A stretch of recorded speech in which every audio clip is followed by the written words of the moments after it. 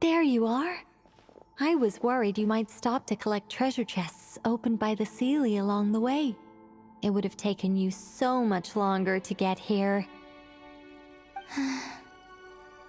Another conversation I cannot hear. I am delighted to see that you understand what takes priority, and that your adventurer's instinct has not swayed your resolve. Really, I must applaud you for it. You should know. Paimon's head. Okay, I'll try and keep it short. My senses are telling me that this is where we shall find the entrance to the ruins. Oh, cool! Well, what are we waiting for? Let's open it up and see! Patience. This was a sanctuary of great importance to the Hyperboreans. A special process is required to open the gate. Oh! Like the place that housed the Eternal Moon's Marrow?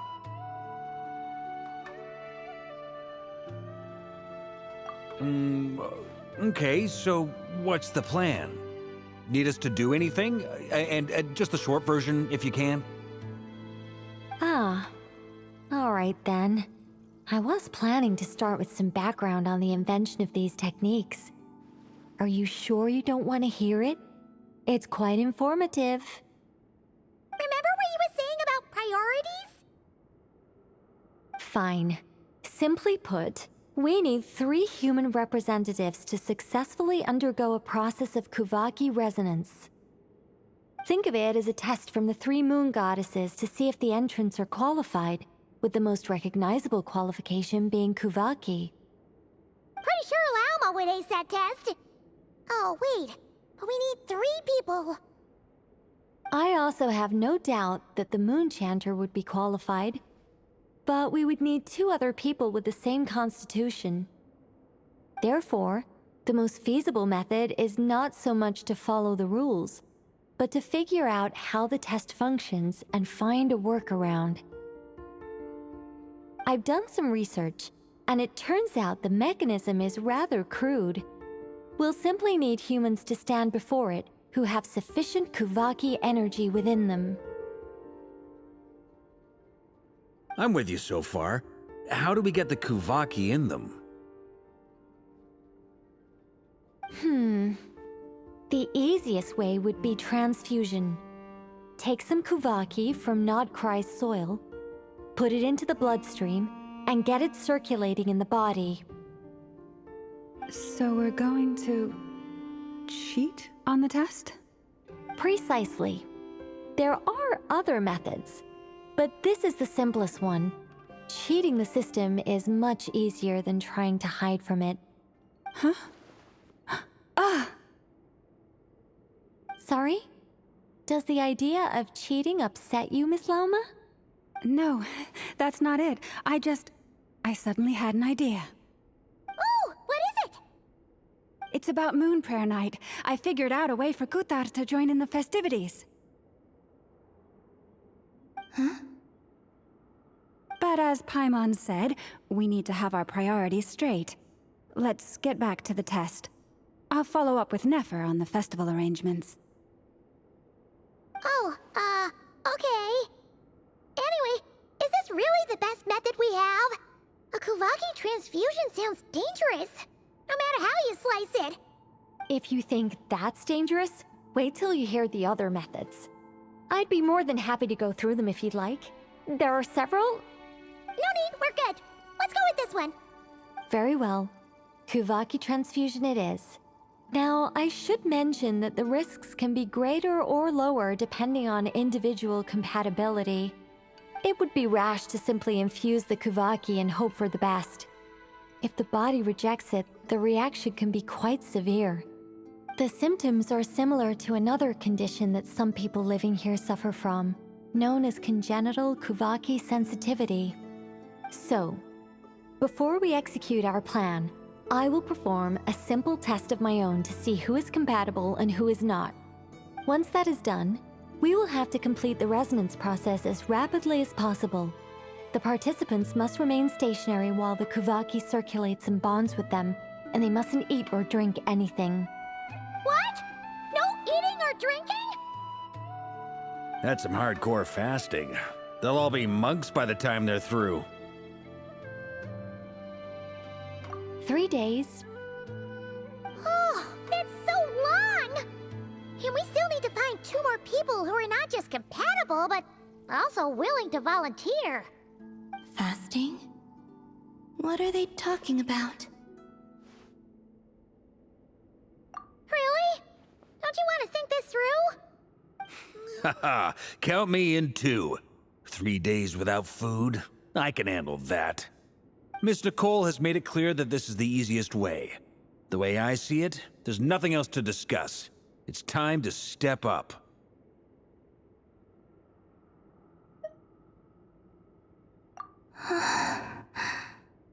Yeah, you're right. In that case, Paimon volunteers to be Captain of Logistics. She'll keep the fires lit and grab some spare clothes to keep you comfortable. Then we'll start with you first, Traveler. Please step forward.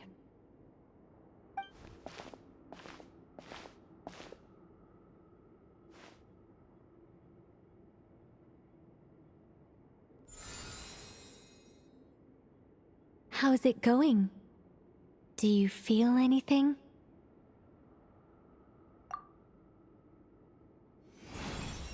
How about now?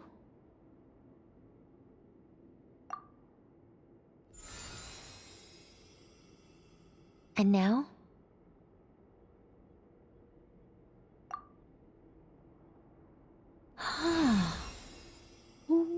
What about now? You guys, it's not a competition, you know. All right, I'm officially impressed. Even as a descender, you can withstand far more than I imagined. It's like I summoned a giant stone titan to arm wrestle you, and your arm hasn't even moved an inch. In my last attempt, I infused 5 times the amount of Kuvaki required. Yes, safe to say, compatibility won't be an issue for you. You're eligible to join. You're next, Mr. Varka. Sure, here goes nothing. All right, I'll start where we left off. 5 times the required Kuvaki dose. Whoa, whoa, whoa, hey, wait a minute. How's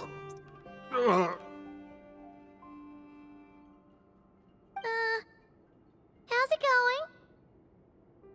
going? No, not great. I kind of want to puke. Feels like I've been drinking too much. A few bottles of wine, then a big stein of Dark Horse. Some hard liquor from Liyue mixed in. You think this is funny? I just lost to a young lady in an arm wrestling contest. I'm never gonna live that down. My apologies. I'll lower the concentration and try again.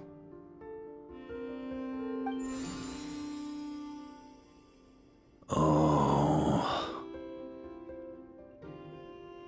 How's it going now? I'm not as dizzy as last time, but I can still feel it pulsing around. In that case, you wouldn't be an ideal choice, Mr. Varka. Let's try someone else. Okay, let's go ask some of our other friends then.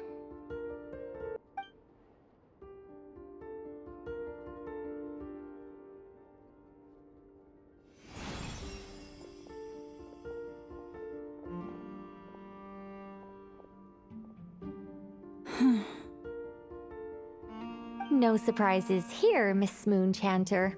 You're perfectly compatible. You may join.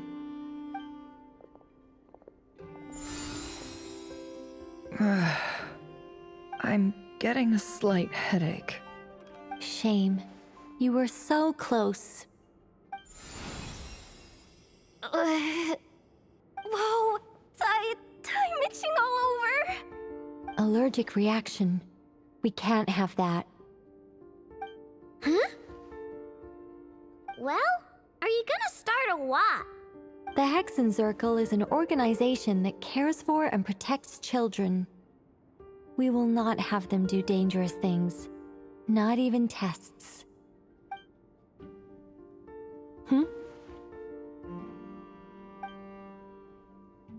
Is something the matter? The candidates have to be human.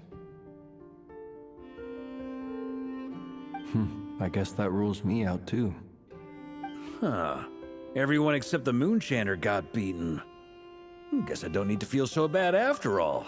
I mean, looks like this isn't gonna be as easy as we thought. Perhaps I could ask for volunteers among the Frost Moon Scions. I'll see about talking to some trusted Lightkeeper colleagues. Itlua springs to mind. In fact, I think we had some former Frost Moon Scions join our ranks recently. Can you give me the scientific explanation for how the test works? I can probably make some kind of test bot. Then we can just zip through Nasha Town, going up to people and pressing a button to check their status. Wouldn't that be way easier? No. Wow! No elaboration for once. How about I contact the Knights of Favonia's garrison in the Wave Chaser plane? Shame that Lohan's already left. And that guy's even tougher than I am. Strange. The moon goddess is clearly revered by many people. So why is she on the brink of disappearing? She mentioned that the world has rejected her from the very beginning. And when we fought the Raker of Solnari, it seemed like she exhausted her power for our sake. Also, Paimon's not sure revered is the right word for how people feel about her. Gratitude, certainly. For my part, anyway. It's basic reciprocity. She helped us, so she deserves our help in return. Yeah. Even though she looked like she didn't care, she still saved a ton of people, including me. A review of the relevant data leads me to conclude that Miss Columbina is a good person. Yep, you bet! They really think so? I'm super surprised that Columbina isn't her actual name, though. I think it really suits her. It's light and graceful and... yeah, just a really pretty name. I know, right? Unfortunately, that's not our decision to make. Columbina. That was the code name the Fatui gave me. But it also came up in the song I heard when I was born. But... is that really all there is to it? What do I truly think of my own name? Is there anyone left who will still call me by that name?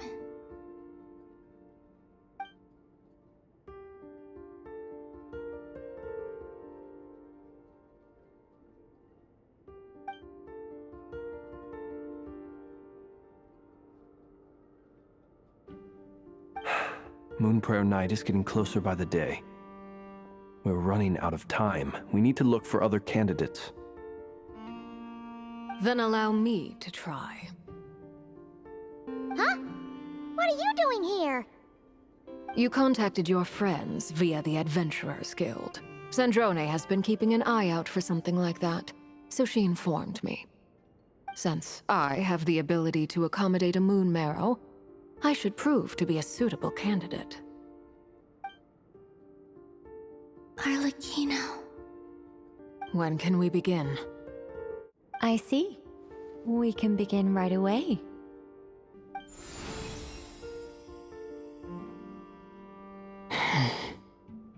How was it? Did you feel any discomfort? Not at all. Then it seems we shan't need to look for additional candidates after all. Great! Cool. Alright, like Paimon said, the rest of us can take turns making sure the three of them stay warm and comfy. Then, my job is to take care of the caretakers. I will ensure everyone receives food and accommodation. I'm ready as well.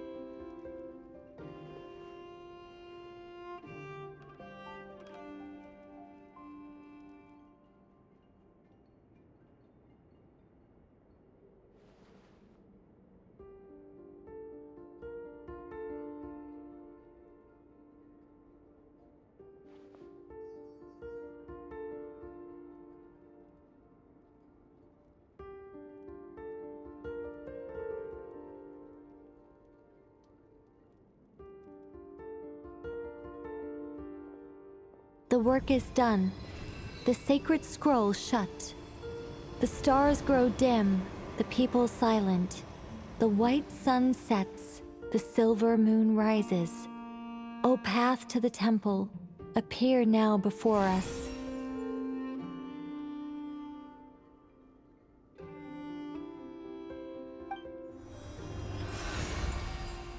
Wow! It really opened! So that's what all this is about. They've been trying to open this gate. Come, let us enter. It might be best to eat something first. Take care to chew properly and swallow slowly. It will give your body time to readjust to the digestion process. They will head in soon. They will need to enter this gate.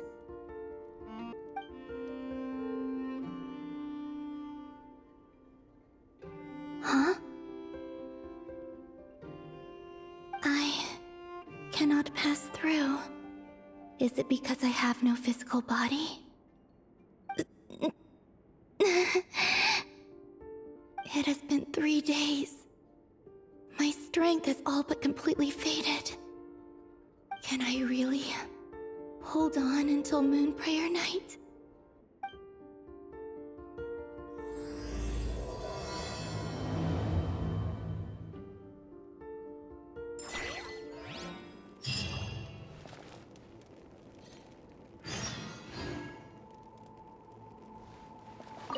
I have confirmed that you are all in good health. With that, my work is now complete. Congratulations are in order.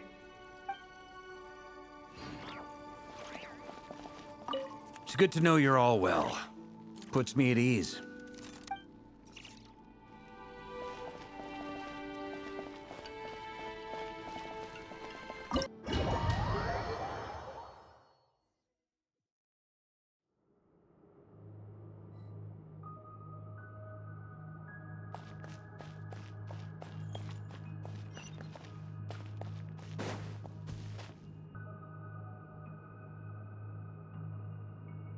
Are these people... Judging by their clothes, they appear to be phantom Hyperboreans from the distant past. That could mean they have some clues about the moon goddess's name, right?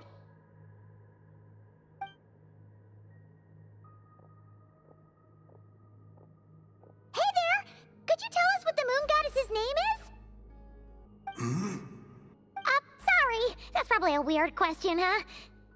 How do we explain this? The moons are long gone, and their goddesses are dead. Their names no longer mean anything. When a new moon goddess is born, we will surely know her name. We have used every last resource at our disposal. All that remains is to wait, patiently and quietly.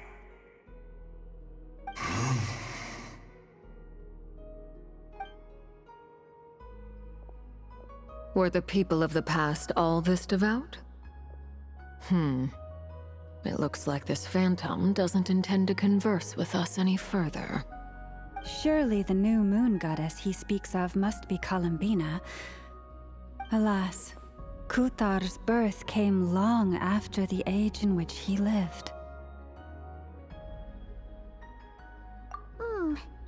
But, maybe if we find a phantom from a more recent age, they might know Columbina's real name. True. Keep an eye out. We should be able to tell which era they're from by the clothes they wear. Yeah, you've been pretty talkative this whole time. What changed? Oh, nothing. I'm fine. You all make good points. When the Hyperboreans speak of moon goddesses, they mean the 3 from truly ancient times. I can't imagine they would know anything about our current moon goddess. There once was a time when the moon goddesses blessed them greatly and protected them from harm. So, when the war between the gods and dragons plunged the world into chaos, it seems they looked once more to the moons for help, praying for a new goddess to be born. Yeah, that checks out. Let's continue on. Who knows what else we may discover?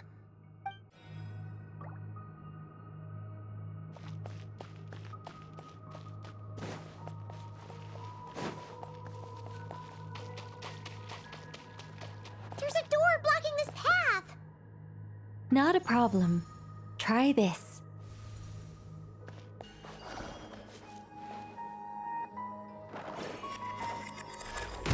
Whoa! How did that door suddenly collapse? This device was maintaining the door's integrity. Remove the core, and the device stops working.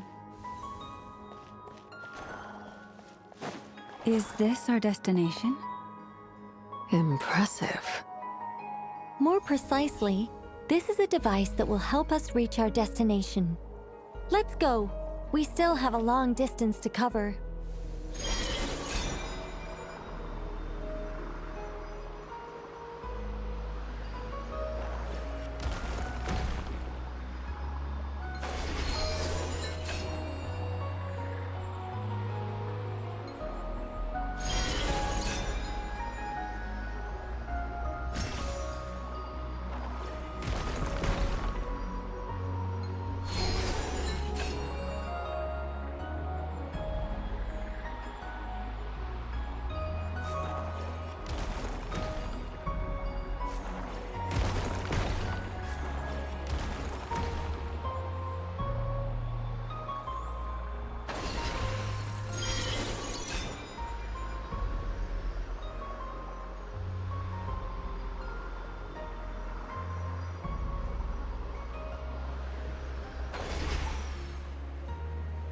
The way ahead is blocked by broken rocks!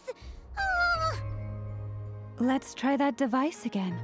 Remember the door from earlier?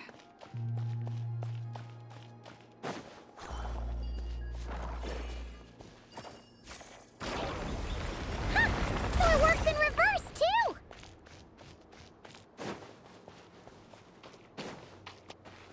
The humans we see are all phantoms, but the monsters are real. What a fascinating place. There'll be plenty of time to admire it later!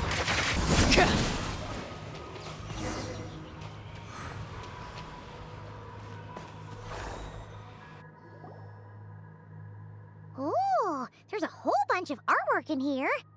Seems pretty old. Nicole, this is probably your area of expertise. What do all these paintings mean? Let me see. To understand these murals requires some knowledge of the history surrounding the War of Funerary Flame. I shared a little of this with Lauma before. Yes, I think I follow. The dispute between the Moon Sisters, the transformation by Nibelung.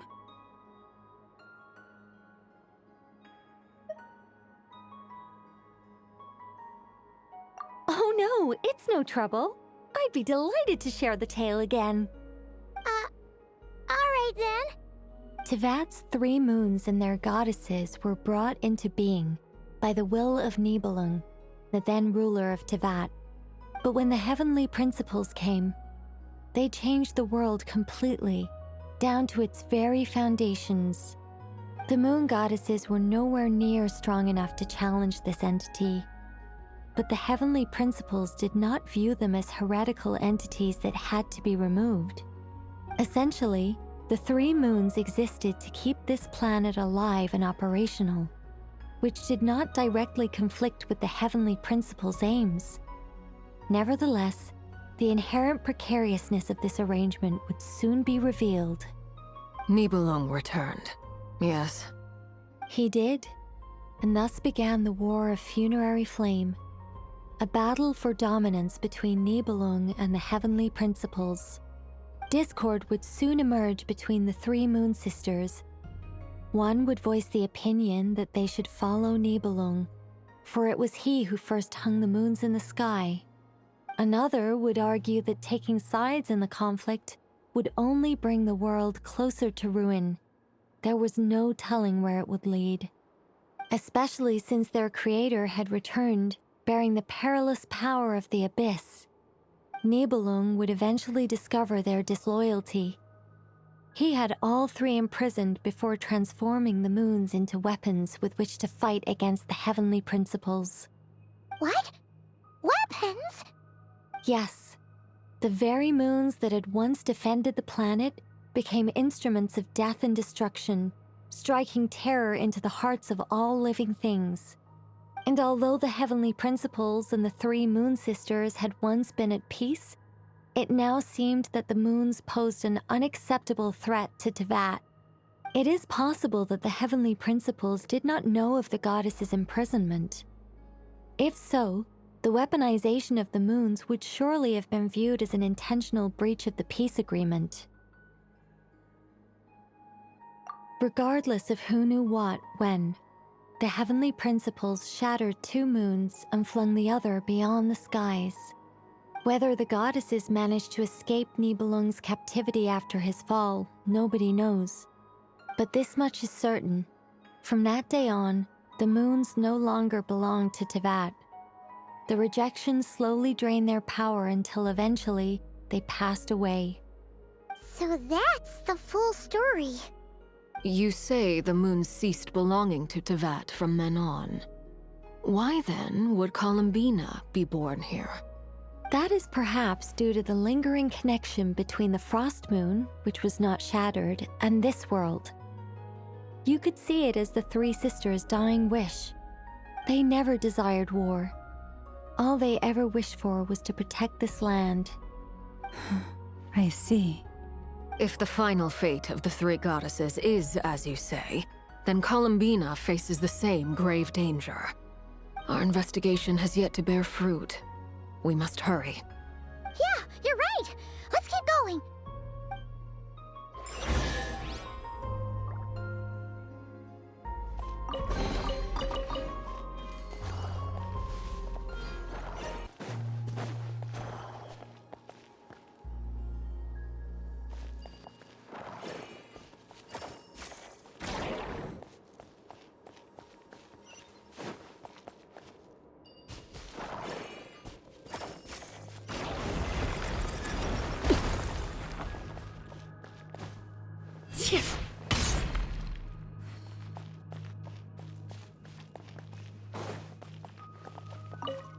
Should we trust him to keep his promise?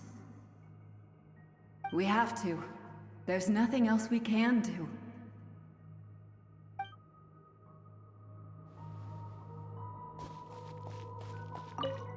Why? Why do the creators of this world no longer show mercy upon their people? Remember his words. We must change our fate with our own hands. Wait, that's odd. Who is he? Is something wrong? No, not really. It's just that over 30 possibilities emerged in my head, so I can't be sure who he is. It's been too long. My memory isn't as sharp as it once was. Okay. 30. Wow. Impressive.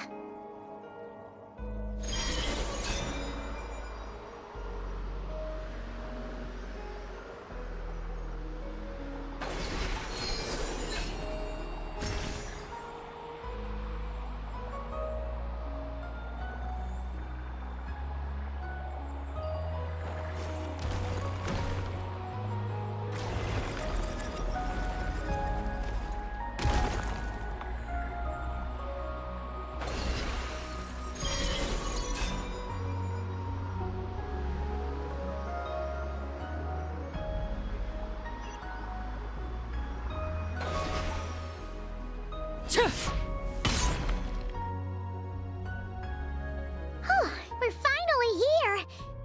Guessing we'll need to activate this thing? Indeed. I was a little worried about that at first, but as we got closer, I sensed that the Kuvaki within it flows unimpeded. It should be functioning normally. The only issue is how to activate it. It's looking a little worse for wear. What about the cores from some of the other devices we've seen? Can we repair it using those? In all likelihood, yes. I imagine that would have been the Hyperborean's backup plan. Let's look for some cores.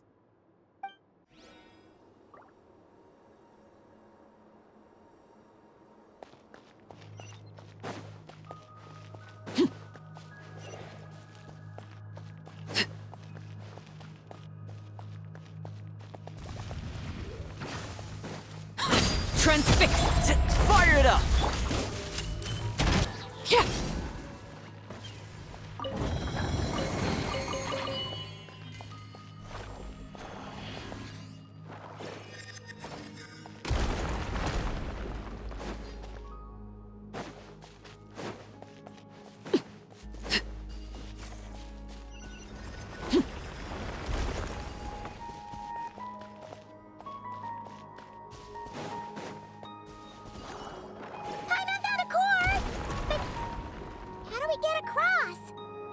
Walk up, then jump down.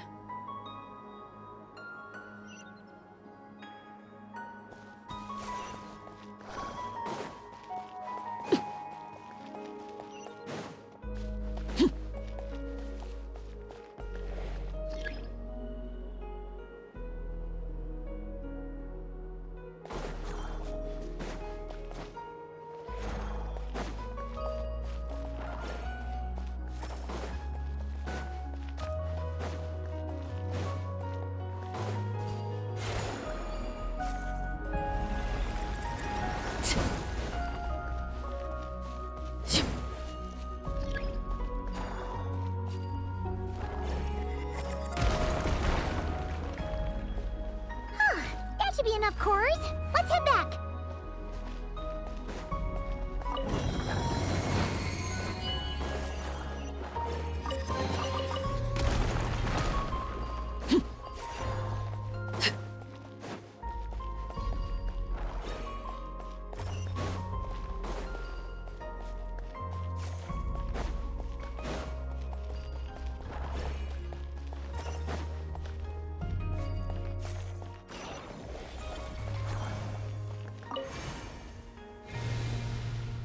The device is up and running. It's hard to believe that the ancients were capable of constructing such things.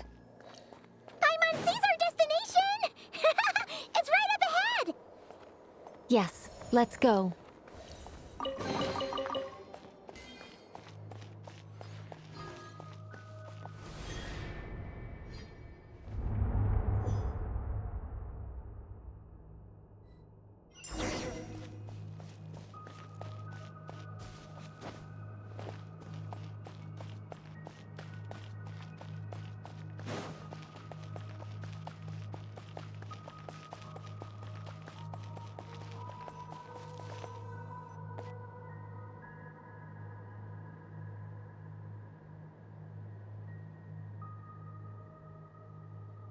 This is where the people of Hyperborea communicated with the moons.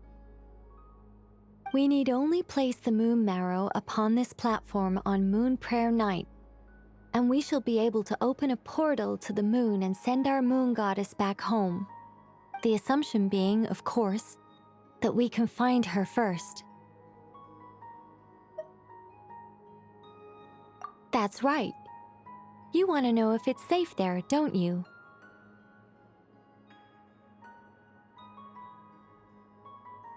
And yet, she has no choice but to return. You know this. Oh, that's not the only issue here. This is the end of the line, right? We've explored everything we can. And despite looking at historical artwork and talking to people from Hyperborean times, we're still no closer to learning Columbina's name. If it's not too much trouble, could you tell me exactly what Alice said to you about finding her name? Oh, sure. What she said was... Then your first job is to find it. As a moon goddess, I'm sure she must have a name she identifies with. Neither Columbina nor Kutar is her true name, and she's never really accepted either of them. Is it not also possible that she has never had a true name? Not at any point in history? That would be a hard pill to swallow. But at this point, we may have to accept that that is the truth. No one knows how she came into being, and she certainly doesn't have parents in any sense that we're aware of. Perhaps she was never granted a name at all. But does that mean there's no way to get Columbina back? She's just gonna disappear and there's nothing we can do about it? Huh? Wait, why all this pessimism? Was it the way I phrased this question? You all seem to be taking this in completely the wrong way. Well, just because she's never had a real name in the past doesn't mean she can't have one now. What? Think about what Alice said again. She never once said that you'd have to find a new name, did she? Are you saying what I think you're saying? Yes. Names are anchors that connect us to the world. If she doesn't have one already, then all we have to do is create one, no? It's like... yes. Traveler, when you first arrived in Teyvat, do you think you would have turned around if someone behind you shouted, "Hey, Tumaini"? But what about now? I understand what you mean. Life is a long journey. Even the friends and family by our side can change over time.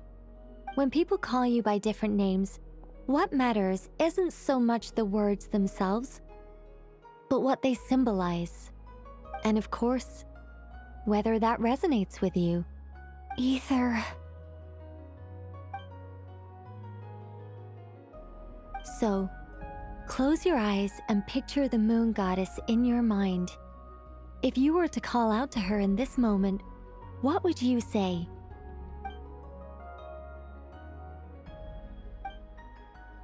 Columbina. Columbina. Paimon would call her Columbina too. She has long forsaken everything that Kuthar represents. I think from now on I should call her Columbina too. Well, it sounds to me like you found your answer. Are you sure? Is it really that simple? We haven't found her this whole time, and not for lack of trying. For a journey like this, the process is every bit as important as the outcome. Had you not searched far and wide, rejecting every other answer you were offered? How could you have come to an answer you felt was finally correct? Oh, it all makes sense now. This has Alice's fingerprints all over it. Are you suggesting that Mage knew from the start that Columbina never had a real name to begin with? I can't say for sure. But I can definitely imagine her chuckling in satisfaction somewhere right now, saying, "Ah, what fun." Llama! Your antlers! You should hurry. The festive moon has begun to rise. Do not worry, for when you called the name Columbina just now, I could sense that the power within was enough to summon back the moon goddess. The power within what? The name? Yes. So, the thing is... What's wrong now? This is so annoying. I really want to explain how that whole thing works. Starting from the founding principles of Teyvat and... Oh, I could talk about this for hours. But... Deep breaths, Nicole. Deep breaths. You're an angel. A sober, sensible, solemn angel who has her priorities straight. Okay then. Sorry for asking. Clearly a bad call on Paimon's part. Anyway, you all need to hurry. Last thing, remember how it felt when you called out that name. Then it is agreed. By the name Columbina, we shall find her. Then we'll throw her the best Moon Paranite party ever! And at last, we will send her home.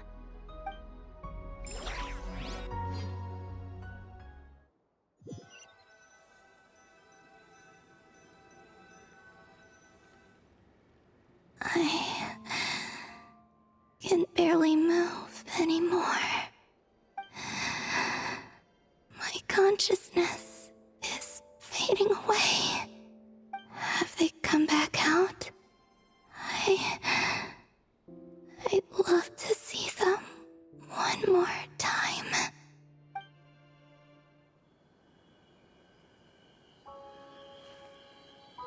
They didn't make it.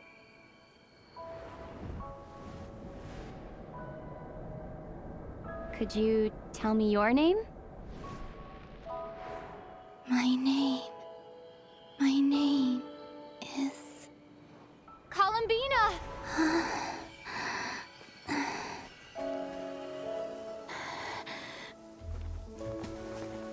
Columbina! Are you here? Columbina! That's the name you gave when we first met. And it's what I've called you ever since. Columbina. It's a fine name. I have many fond memories of Columbina, and so do all of your friends.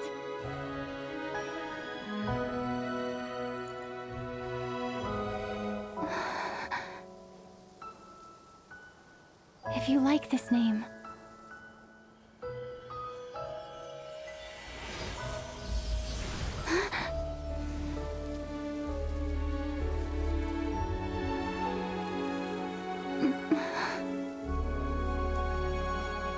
Looking for me?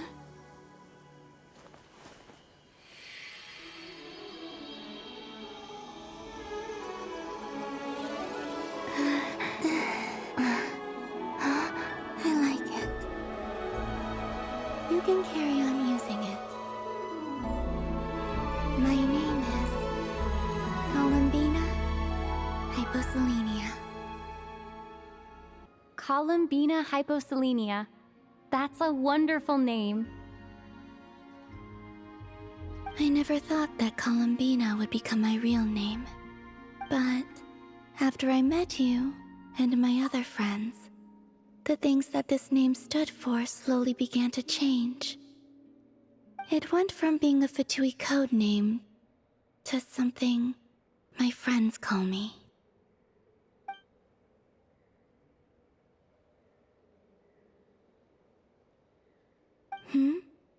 What is it? Why aren't you saying anything? I'm just so happy for you.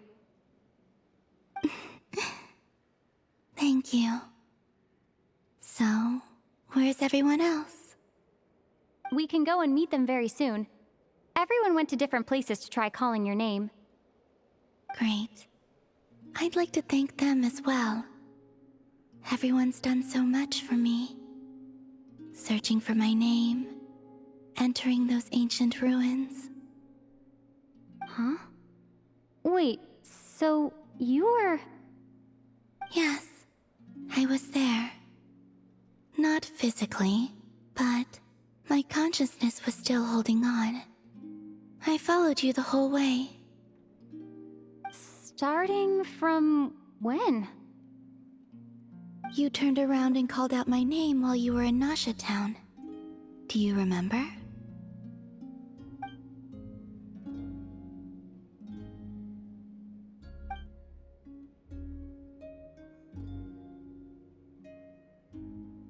Let's go.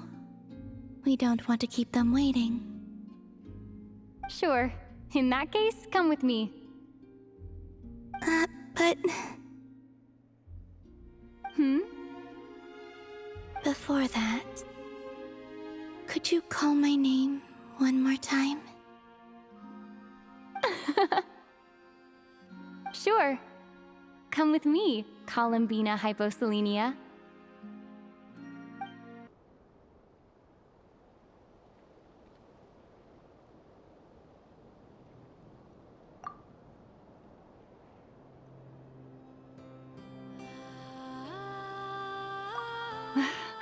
Columbina! Oh, this truly is wonderful.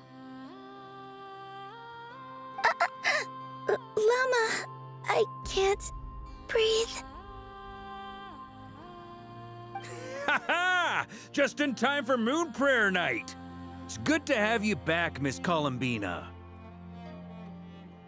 Yeah, we were worried sick. Thank you, my friends. With your help, I now have a name that belongs to me. Columbina hyposelenia. Where's the second half from? You added it yourself? That's right. It means Born beneath the moon. yes. And by extension, it can also mean born beneath this world. A fine name. Now, as much as it pains me to interrupt this beautiful reunion, I feel obliged to remind you that the Moon Prayer Night celebrations in Nasha Town have already begun. Don't you want to enjoy the festivities? There's so much to see and do. And some of the ambient lighting and entertainments were sponsored by the kind souls in the Hexen Circle. Nicole? Why have you turned into Dodoko? So you're Miss Nicole. Thank you for helping us, and for helping me find my name. It's nice to finally hear your voice. You're quite welcome. Guiding lost people to hidden treasure is what we Seelie do. And if you ask me, spiritual treasures are far more precious than material ones. Chests are all well and good, but this was what it's all about. Ah, so satisfying. Anyway, I had to go help Alice. It seems like she ran into some trouble. That's why I couldn't be here in person. But don't worry, we're with you in spirit. We'll be celebrating right along with you. Keep an eye out for the Hexen Circle's festive stalls in Nasha Town. I think you'll like what we came up with. Alice said she even managed to rope B in this time. The Frost Moon Scions have also prepared various attractions. I believe Aino, Ineffa, and their crew are setting things up as we speak. On that note, Nefer, about that request I made. It's all in hand. Yehoda is on site to ensure that everything goes off without a hitch. Wonderful. In that case, Traveler? Huh? Come on, Columbina. It's time to celebrate the best Moon Prayer Night ever.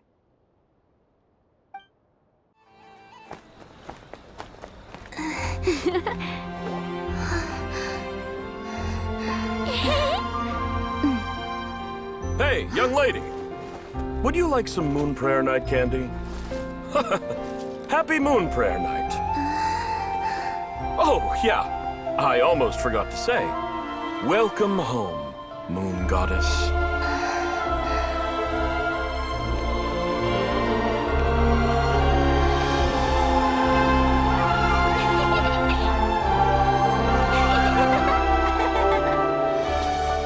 Welcome home, Moon Goddess. Welcome home, Moon Goddess. Welcome home, Moon Goddess. Turning Nasha Town into her home is a festive gift. A rather brilliant idea. Perhaps this is what Nodcry, Columbina's home, should have been like all along.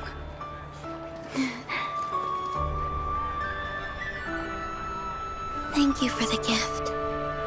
I like it a lot. This feels like the surprise of my life. I do. I never imagined I'd ever get to enjoy Moon Prayer Night with everyone so freely. If you're happy, we're happy. Quite a strategy you came up with. Hide the tree in the forest. It's not your usual style, Lauma.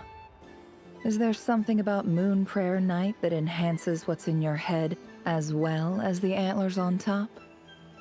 Apparently so. It even inspired a perennial penny pincher to use their resources for a greater cause. It truly is a magical festival.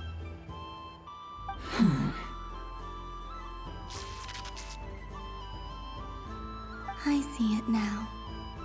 This bickering is actually a sign of a strong relationship. Huh? What's everyone doing here? Oh! Miss Columbina, you're back! Yes, I'm fine now. Thanks for your concern. How's your progress with Alice's assignment? Very well indeed. I've never heard her sound so excited. Not like this.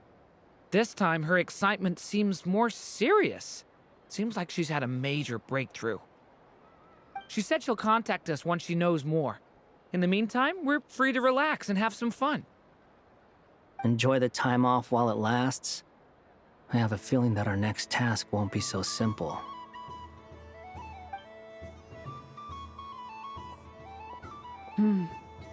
I should go. I still have a few things to attend to at the Frost Moon Scion stall. Then I think I'll take a look around. With any luck, this once-in-a-year festival will come with once-in-a-year opportunities. Hold up a second. Where's Varka? I believe he made a beeline for the flagship the moment he entered Nasha Town. Ah, that's Mondstadters for you. They know what they want when festivals roll around. Goodbye for now, Columbina. I hope you have a wonderful night. I will.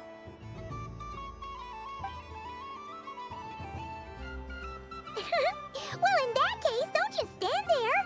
Get out there and have some fun. You'll definitely get a warm welcome at every stall. Oh, also, take this map with you. It's a guide to the festival.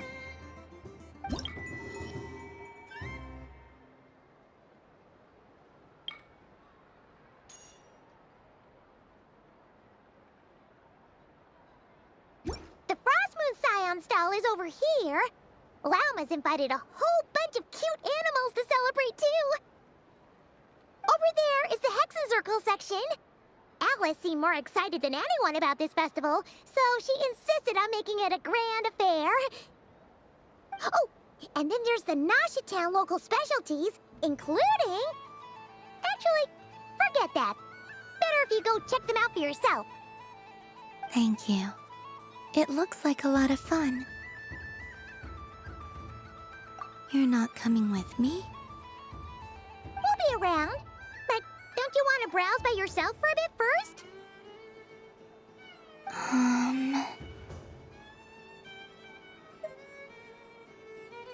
Yep. If you find something you like and want to try it out together, just give us a shout. We'll be right with you. Otherwise, just relax and enjoy yourself. There's so much on offer, so try to experience as much as you can. And don't forget to stuff yourself with all the delicious festival food!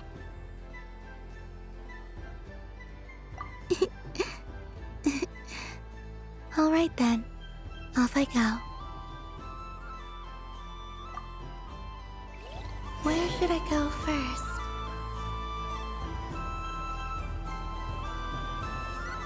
This must be the mage's stall. It feels like I've entered a fairy tale. Ah, how lovely.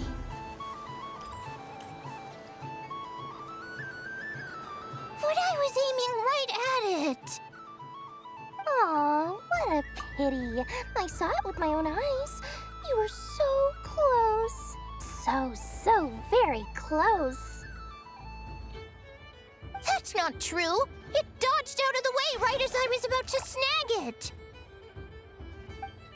I'm sorry? You heard me! This paper frog can move! I swear! Dear, oh dear, what are you saying? How could a paper frog move? Unless you believe there really is magic in this world. But even if I, the mere humble merchant that I am, knew such magic, surely I would not use it on a paper frog. I'd sooner give Mora legs, so it could walk right into my purse. My dear, dear customer, why not have one more try? This time I'll give you 12% off, a very generous discount for one of my most regular customers. Just think about how much experience you have under your belt now. You're sure to win the next one. Darn, I used up all my coins. I'll be right back. Just gonna fetch some more from my house. Take your time, but don't take too long. This event is Moon Prayer Night only. Miss it, and you'll have to wait a whole year before I'm back. Next customer, please. Welcome. Hello. Whoa! What's this big one doing over here? How do I tell my employees not to go running around this time? Shooting them a glance won't work. I haven't known them long enough. Dory? Why, hello there, Miss Columbina. Would you like to play my ring toss game? The rules are very simple, and it's easy to get the hang of. How much for a round? Oh, first time's free. Not a single mora. After that, well, we can cross that bridge if and when we come to it. But with your sharp skills, I'm sure you'll win all the prizes in one fell swoop. That was an obvious enough hint for them, right? Right?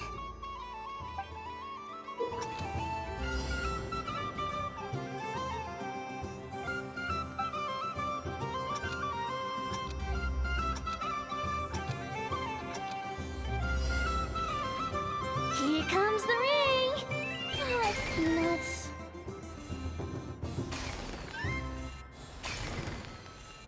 Change tracks! Roselle, should we move or not? Just a tiny bit. All right, then I'll... Oh, sugar plums, not the clock hands. How do I move the legs again?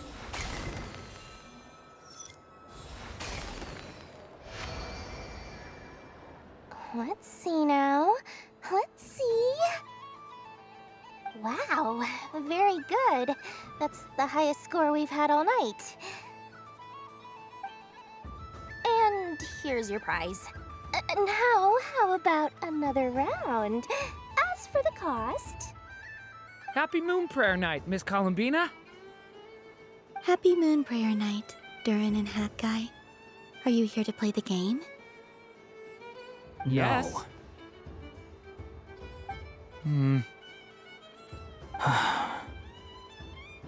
You said we were just coming here to say hello. I did, but then I recognized a few more people as I got closer. Do my eyes deceive me? Is that... It's our little dragon! He's all grown up! Someone's popular. Well now, since you came all this way, why don't you try out this lovely game we have going? First try is free! He'll have a go. I'll pass. It's only one free try per customer. You can't give your try to him. I'm aware. How has Elder Almond been lately? He's in great shape. He goes for a run in the forest every morning to stay fit and healthy. He tried to go boat racing with Firecracker a while back, but he couldn't even make it onto the Lotus Leaf. Firecracker was in fits of laughter. How about you, little dragon? Can you still fly? Yes, I can. But you've become less chatty. Has growing up been tough on you? We call that maturity. You know, the thing people sing about. The knight wields a sword of stone to defend those hearts that are made of gold. Stone is very heavy. That's what keeps him from talking too much. That's awesome! I want to be a knight when I grow up too. Ring, here I come! Ha! the hat-wearing man. I never thought I'd see you again. You seem more determined than when I saw you last on the train. If you say so. Oh, I do say so. The people you once helped see it clearly. It's because you are once again on the right track. May the engine in our hearts propel us to the station of our dreams. I can move! I can move now, Roselle! What are they doing, running into the rings like that? You got them all so quickly. I have never seen anything like this in all my travels. Is this guy actually an old friend of theirs? But how? They're origami animals and clockwork people from a fairy tale. Getting to know them would be quite an arduous task, unless they share a hometown? I have to get to the bottom of this. Next time I see the Great Mage Alice, I shall demand answers. Thank you, Dory. I had a lot of fun. So, now for your prize. Where did I put it? Give me a moment to dig it out. Oh, sweet grand prize. How I wish I didn't have to let you go. Good thing I've already turned a profit from the customers earlier in the night. Otherwise, I'd have wasted all my hard work. Okay, I'm back. What? I leave for 2 seconds and someone's already claimed the grand prize? Oh, well, these things happen, you know? Perhaps you'd be interested in one of the other prizes instead. We've got all kinds of wonderful goodies here.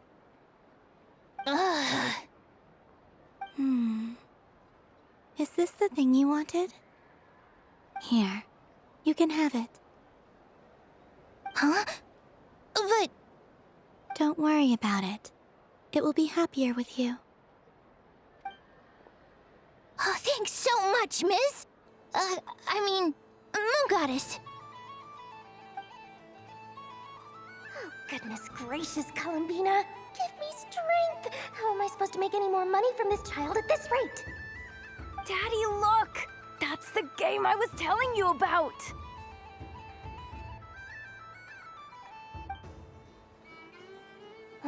Forget it. She is the Moon Goddess after all. I'll think of some other way to swing this. Maybe I can try to hook this new kid. Huh? Oh, someone already won the grand prize. You can take mine if you want. What? Why? Why are all these bleeding hearts coming here to ruin my business? Happy Moon Prayer Night, everyone. Happy Moon Prayer Night.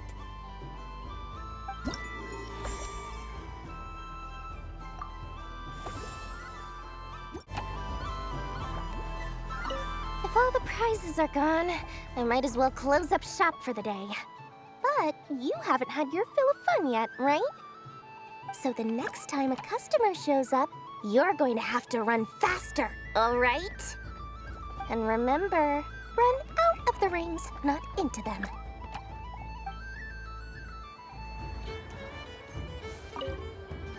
Done being a do-gooder yet? Thanks for coming here with me, Hat Guy. Are there any games you'd like to play? It's your turn to pick. I'll come with you. Why does that hamster think you've grown up? You haven't changed at all. I know you don't mean that. You're just taking the opportunity to make fun of me, aren't you? Even if you won't admit that taking some time to compose yourself is important, I can see that you're doing it in practice. Otherwise, you'd have taken off your hat and flown away by now. Looks like Albedo's socialization program has been far more useful to you than all those Vahumana textbooks.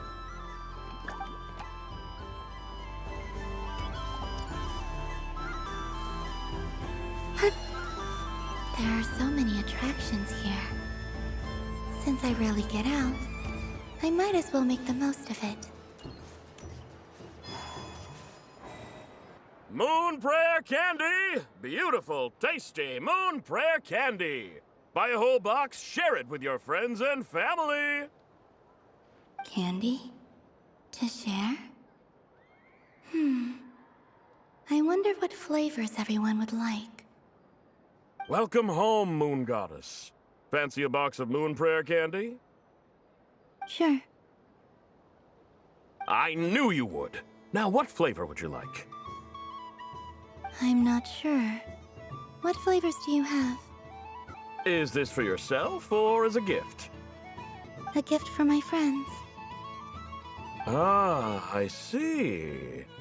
In that case, I'd recommend apple, lockaberry, or midsummerberry. Those are the most popular. Do you have nocturnal blossom flavor? Huh. I've seen couples give those as gifts before, but I did not know they were edible. No? Okay then. Moonfall silver? You did say this was for friends, right? Maybe smetana then. Hey, now that's a creative idea! I've never tried it before, but if you're happy to wait, I can see about whipping up a batch on the spot. While we're at it, you got any other ideas?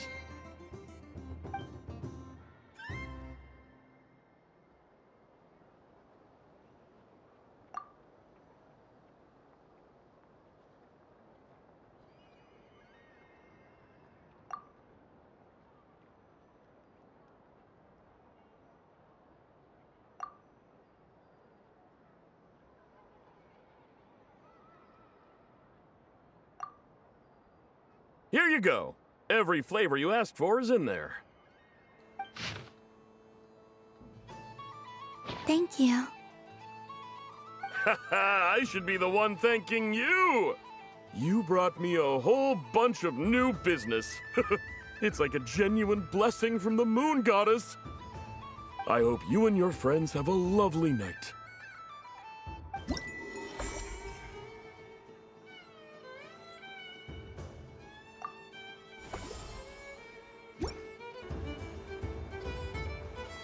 Assorted Moon Prayer Candy! All your favorite flavors in a box!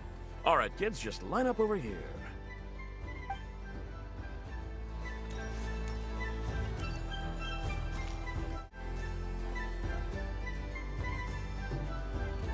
What is going on over here? It looks like fun. Hold it right there!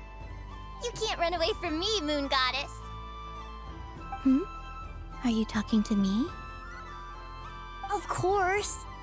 Do you see anyone else here dressed up as the Moon Goddess besides me and you? Hey, come on. Call me by my title. Happy Moon Prayer Night, Moon Goddess. And the same to you. Anyway, there's no time to waste. Get ready for the duel of a lifetime. Duel? Meet my partner, Stacko. Come on out, Stacko. Well, don't just stand there. Let's see your partner. Partner?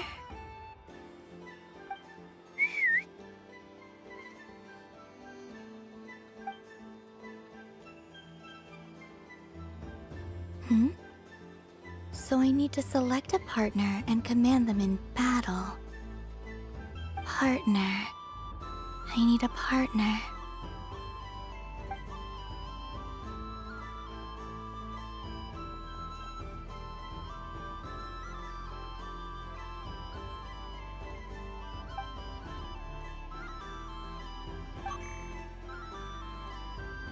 Whoa! Am I seeing things? Where'd you get a Kuhenki? They're super rare. That's great. But you can only bring one partner to battle against me and Stacko. No ganging up allowed. They all look so eager to be picked. Which one should I choose?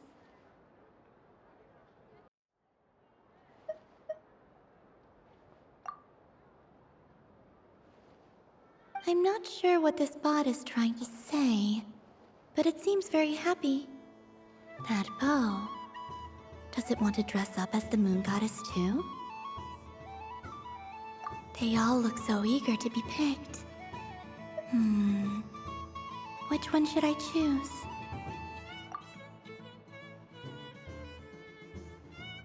This deer came to celebrate the festival with the Frost Moon Scions. It wants to help me with its antlers. They are its pride and joy. They all look so eager to be picked. Which one should I choose? This one usually lives in Nasha Town. She likes falling asleep to the sound of striking hammers. And I bet she's quite familiar with robots' weak spots. Testing! Testing! Oh, this is an emergency broadcast! An exciting battle is about to take place right here at the Nasha Town Special Arena! In this corner, we have the Moon Goddess and her robot partner. And in the other, we have the Moon Goddess and her Kuhanki partner. Only one Moon Goddess can be victorious in this ultimate battle of destiny. But who will it be? There's only one way to find out. Now, without further ado, let the Battle of the Moons begin! I don't care who we're up against. Stacko and I ain't gonna lose! Let's strike first! Stacko, formation shift! Ho-ho-ho! The robot has kicked things off with a change of formation. But how will this affect the battle? Nobody knows! The other party chooses to attack! Let's see how their partner performs!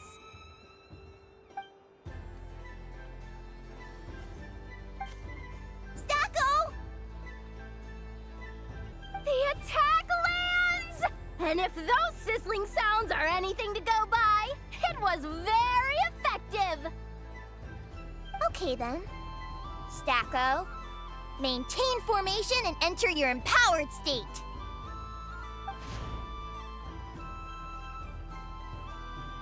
Empowered state! There we go! Now we're talking! Absorbing the immense Kuvaki present on Moon Prayer Night, this lean, mean machine has greatly increased its offensive power! Oh, they chose defense! But Stacko's about to attack with full force! Is it too little too late? The battle is heating up fast! I'm about to start sweating machine oil over here! Go for it, Stacko! Set Kuvaki to maximum! Can their opponents withstand this blow? And what will this Moon Goddess do? Don't be afraid. Fight however you wish. It's a moon lane! A deft use of a moon lane allows the Kuhanki to dodge the blow, and now it's spiraling around its foe in circles! One loop, two loops, the robot's screen is bugging out! It's getting dizzy! Stacko! Stacko is down for the count! Our winner is the Moon Goddess! The slightly taller one, I mean. You did your best, Stacko. I'll take you to Ainos for a checkup right away, don't you worry.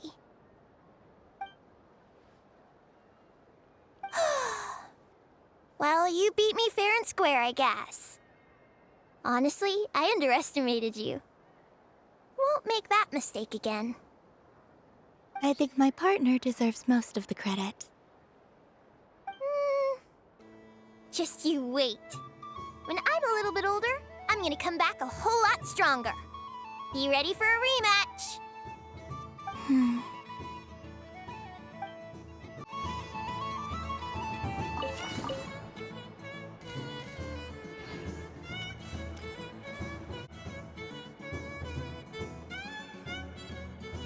Well, well, look who it is. I heard someone went and disappeared on us the moment we let her out of our sight. They looked all over for you. Frankly, I didn't think you'd be back for Moon Prayer Night. Were you worried about me, Sandrone? You would like that, wouldn't you? Do you even hear what you're saying?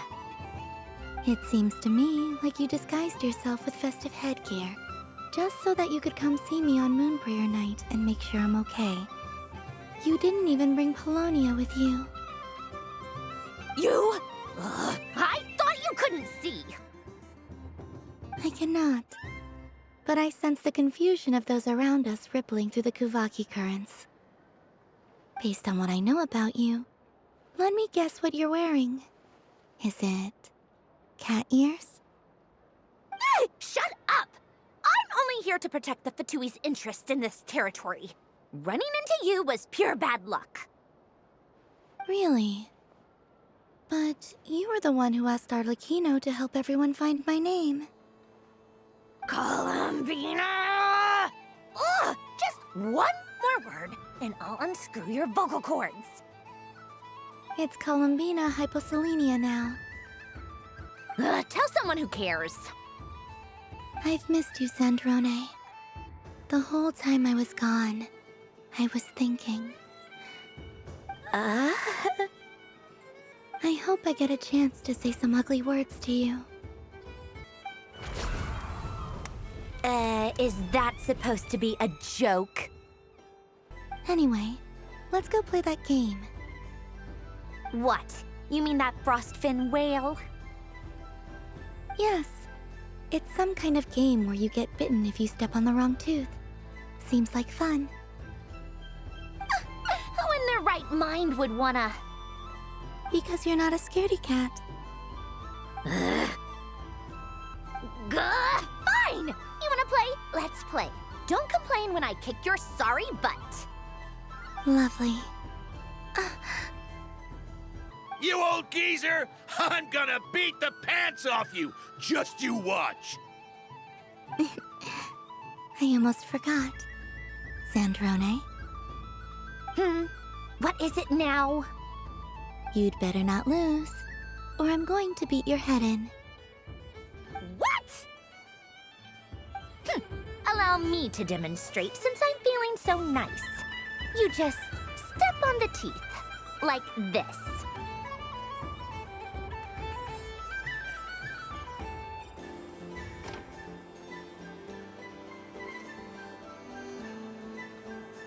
Which should I pick?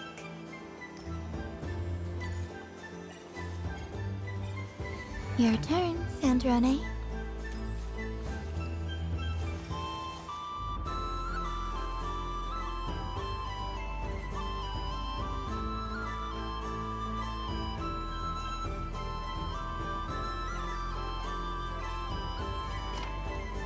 Don't come crying to me if you get bitten.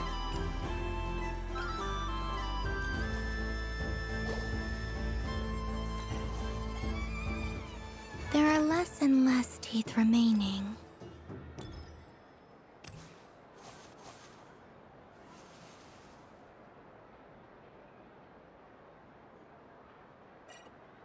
Huh? What's that noise?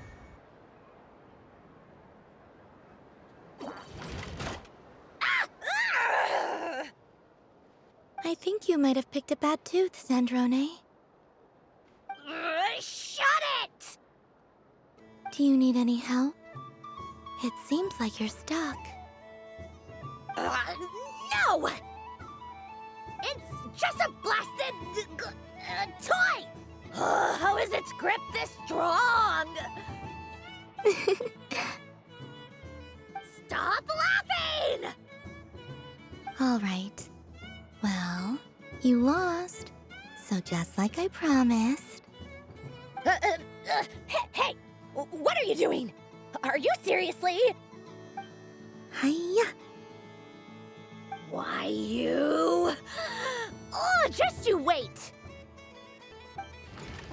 Rematch! Are you all right, Sandrone?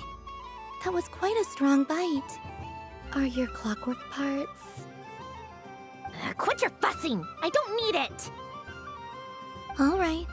I'll go first this time.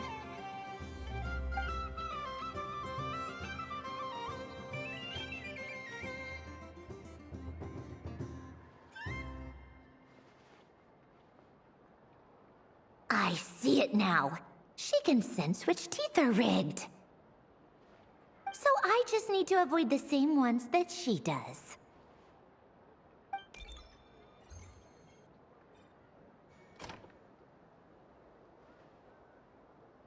This one... Seems fine. She avoided that one then? Now I've got you.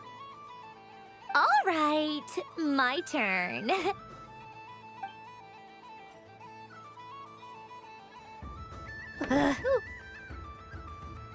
What?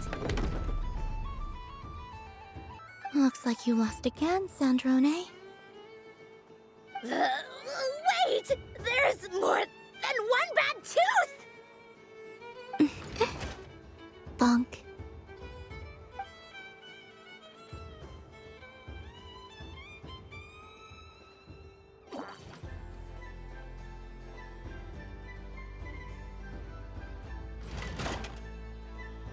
Stupid game! What idiot came up with this? Are you alright, Sandrone? You said some nasty things just now. Oh, I'm peachy. Should I let you bonk me on the head as well? Ah, forget it! Come on, bonk away. It can be your consolation prize for losing so badly. I told you, forget it! Gah, you've always been so annoying. Singing right outside my door, inviting yourself to my tea parties, going AWOL. And now you're off to the moon or something. Of all my days with the Fatui, the times I spent with you, Arlecchino, and Rosaline, they were my favorite. I will not forget them, just as I shall not forget this moment. We'll always be friends, no matter where we are, right? Who'd want to be your...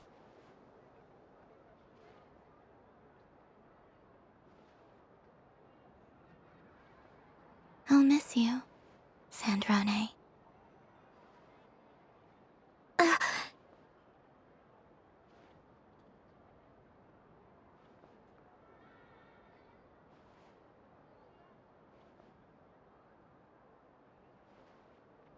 Goodbye, Sandrone.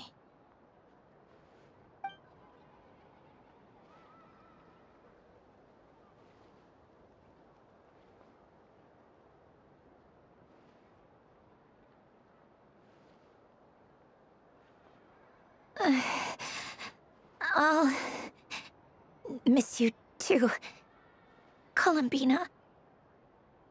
Sorry, what was that? Ah! Ah! Yeesh! No need to freak out. What's wrong? We've been looking everywhere for you. What do you want? Oh, nice ears.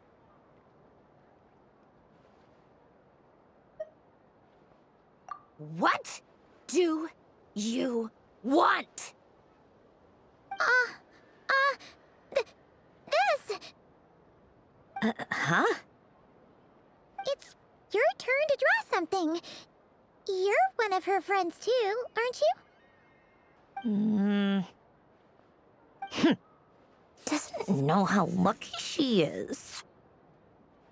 Sorry? Nothing. I'm done. Take it. Oh, that was fast. Oh, and one more thing. Last time we spoke, you mentioned you were interested in the Narcissan Kreuz Ordo's research, remember? There were too many people when we last met, so we didn't get the chance to do this. What are you talking about?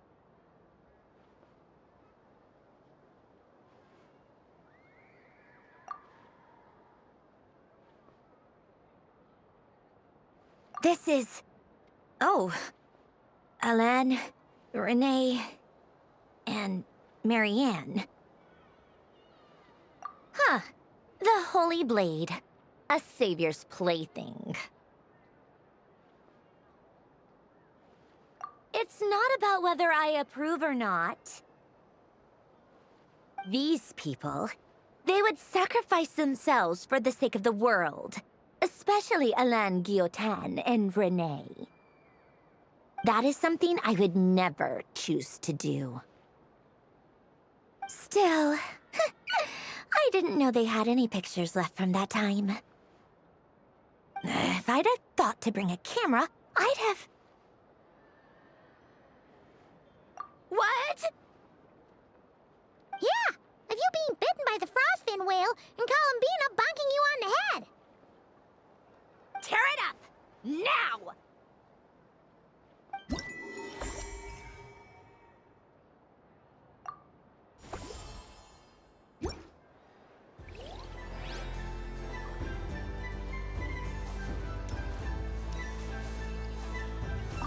What's there to see on that moon anyway? Let her go up there and cry alone. See if I care. You're giving me candy? That isn't like you. This had better not be some weird prank. Coffee flavor?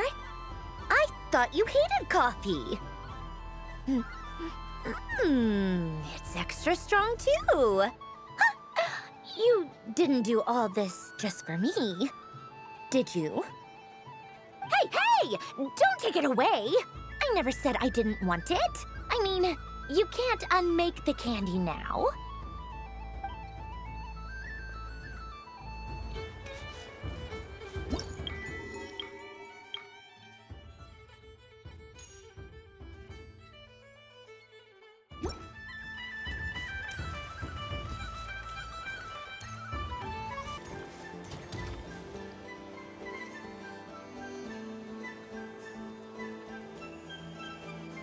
This doesn't make any sense. How am I losing every single time? Wait, Inefa, you're cheating, aren't you?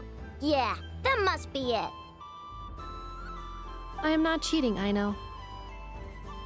Uh-oh, sounds like Inefa's turning into a big baloney bot.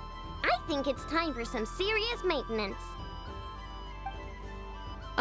Moon Goddess, help me. Miss Columbina, I know, is attempting to cheat. What the? I'm not the cheater. You're the cheater. How dare you throw it back at me?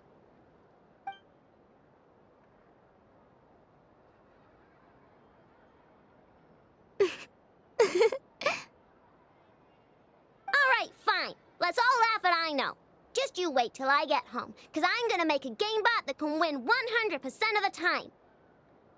Let's see you laugh when I come back and beat your butts. You'll all have your heads covered in stickers when I'm through with you. We came to check everything was okay after all that yelling, but,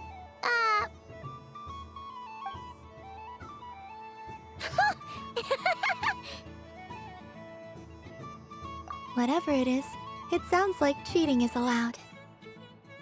Kuhenki concentration.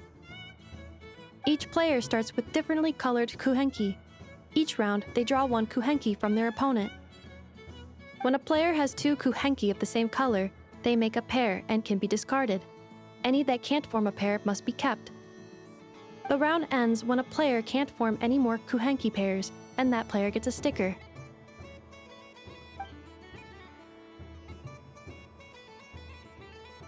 Ooh! Can 4 people play as well? That is fine, so long as the turn order is fixed beforehand. alrighty then. In that case, the 2 of us will join as one team. Okay, but if you lose, you're both getting stickered.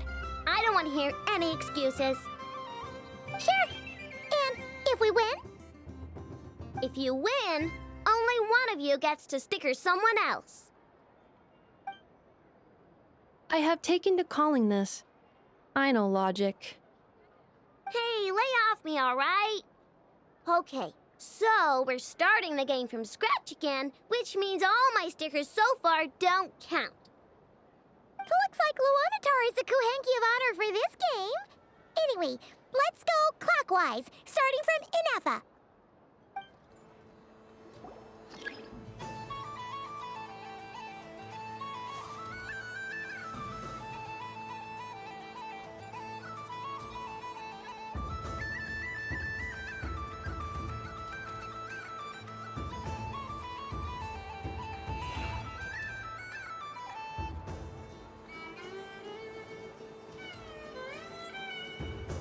Nice! That's a pair!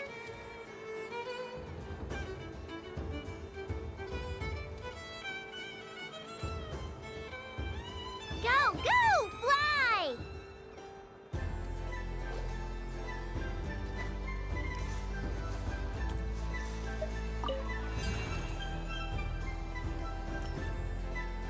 Go on.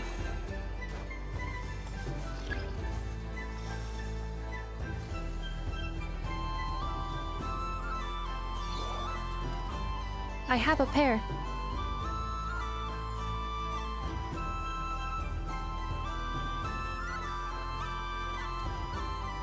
Uh-oh!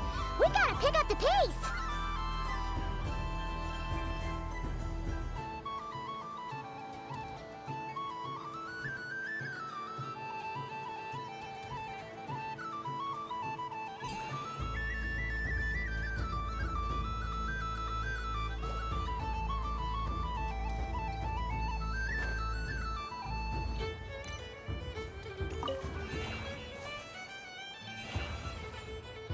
I win.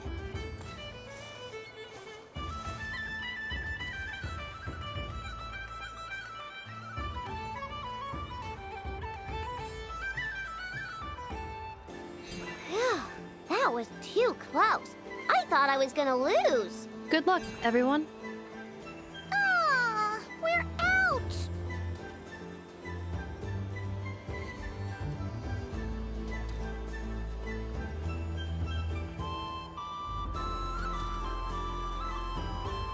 Let me pick a good one. What's it gonna be? You're looking very pleased with yourself there. What happened to being a huge Grumposaurus? I won. Duh.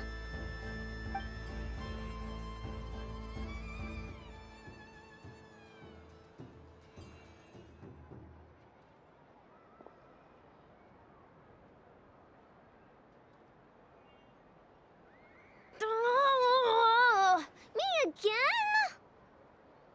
Don't fidget too much, Aino, or the sticker's going to fall off. I don't care. If it falls off, it falls off. If a pair of Kuhenki get discarded, why not a pair of stickers? Huh? Huh?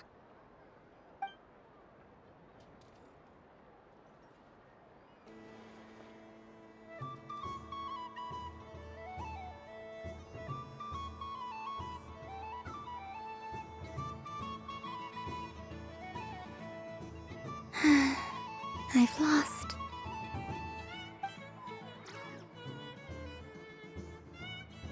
Sticker, sticker, sticker!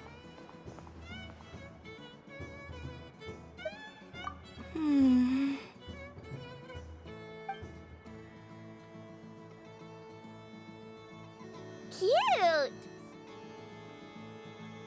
You think so? Shame. I can't see it for myself.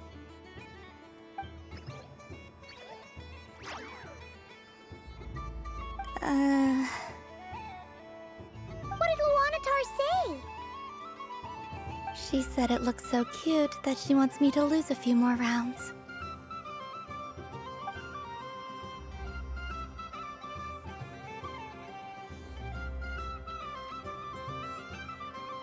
Who put these stickers on Paimon's eyebrows?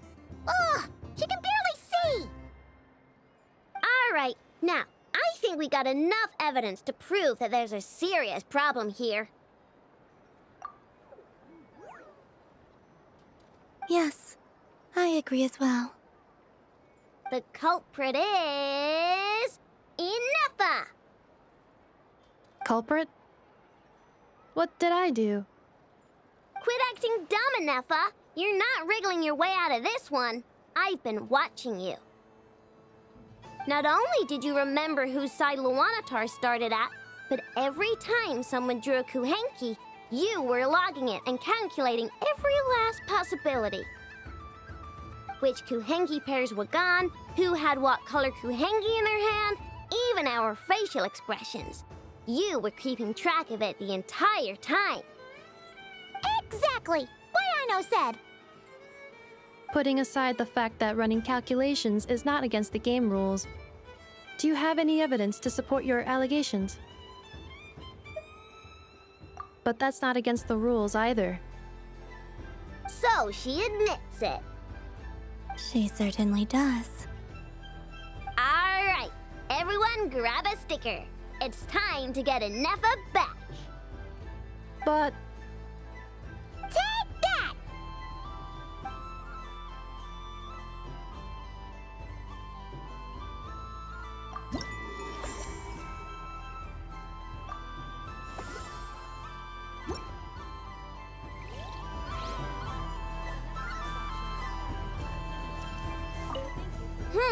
I'm never playing games with you ever again, Anefa.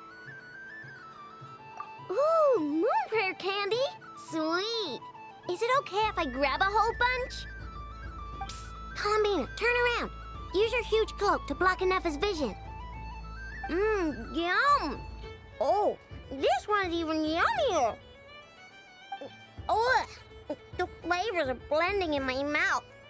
Ew.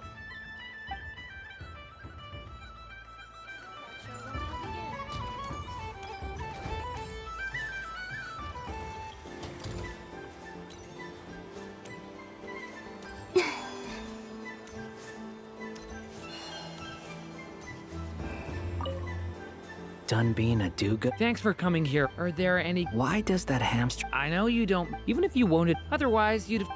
Looks like Albedo's socialization program has been far more useful to you than all those Vahumana textbooks. A moon prayer candy for me? Huh, thank you. It smells like... baked apples and butter. Reminds me of Good Hunter, a restaurant in Mondstadt. I always have to resist the temptation to go there, unless I'm ordering food. I understand your homesickness, Miss Columbina. I have a double dose of it. Because both Simulanka and Mondstadt are my home.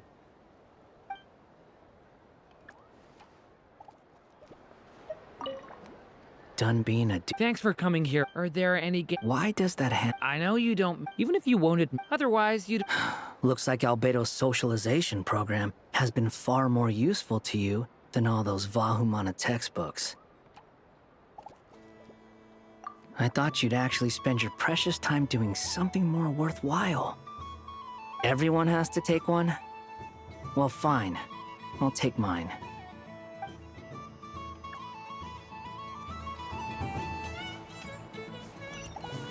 If all the prizes are gone, I might as well close up so the next time a customer shows up, and remember, run out of the rings, not into them. Oh, a gift for me? Lord Sangama Bay really is going up in the world. Wow, candy from the moon goddess herself. If I back this up... No, what am I saying?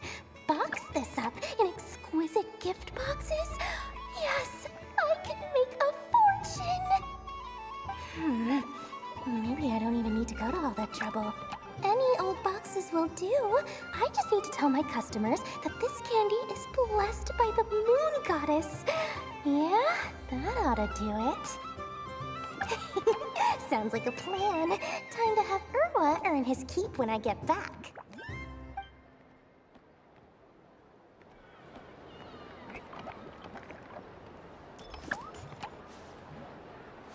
So this is the Frost Moon Scions area. It feels very familiar. But everyone looks much happier than usual.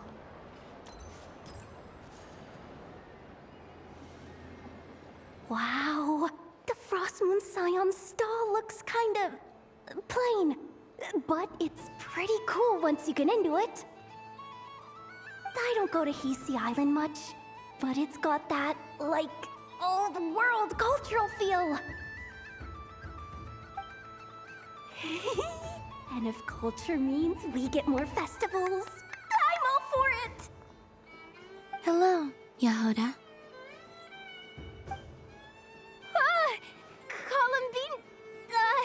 Hello, Moon Goddess?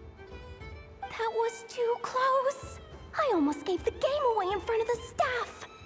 Oh, wait, what's the deal with her shoes? They don't make a sound when she walks. I could do with a pair of those. Do you like balloons too? Balloons? Oh, you mean those? What's so fun about balloons? I'm not a kid anymore. They're probably more up Aino's alley. Yes. The animals seem very curious about these strange flying objects. I was drawn here by their voices. I recently learned a fun new game you can play with balloons, so I decided to come and give it a try. A new game? Hello. Welcome home, Moon Goddess. Here to buy some balloons? Yes. Could you give me a few that haven't been inflated yet? Are you sure?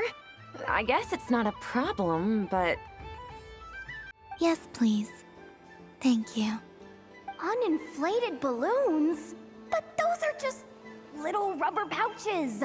What does she want with those? Would you like to play the balloon game, Yehoda? Huh? Sure. I guess. How do you play it? Wait here a moment.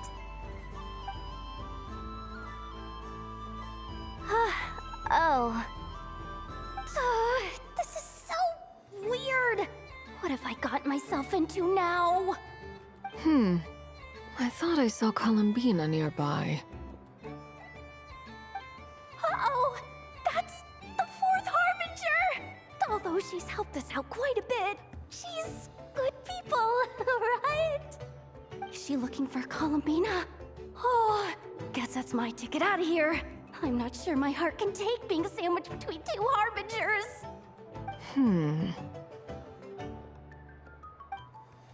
Which stall is she checking out? Oh, it's that other Frost Moon Scion's one. Try on the headgear, see what it's like having antlers or animal ears for a day. Oh, I wouldn't be caught dead wearing that stuff. So embarrassing. I have enough gear to carry as it is. Wait, what? She put it on? How peculiar. This would take some getting used to. I wonder if this is what it's like for Lynette. It really suits you, ma'am. What is this? She was so intimidating a moment ago, but now, dang, she's really rocking those ears. How does she make them look so cool? I suppose I may as well keep them on for now. All part of the festive experience. She's coming this way. How do you do, Miss Yehoda? Oh, jeez. Don't talk to me while wearing that thing. Where am I supposed to look? Oh, hey there. I'm looking for Columbina. Have you seen her? She just... Huh?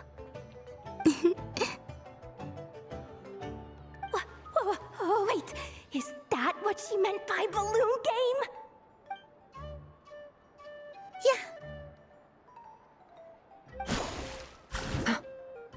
Huh? No fair! How come I get caught in the crossfire? An ambush from the rear?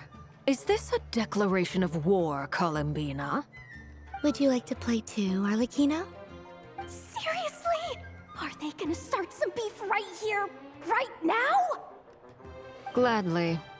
That said, I believe there is another who would like to join.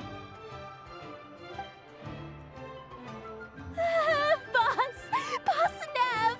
Thank goodness! You've gotta get me out of here! kicking off big time! Hello there. I'd like 10... no, make that 20 balloons, please. Uninflated. What? Miss Moon Goddess, I hope you're prepared to pay the price for assaulting my employee. Welcome to the game, Nefer. Just to be clear, let's keep this a fair fight, okay? No strange powers, please and thank you. Naturally. Don't just stand there, Yehoda. Aren't you going to team up with me? Huh? Do I have to? Of course. Don't forget, the Curatorium has a reputation to uphold. I knew something like this was gonna happen.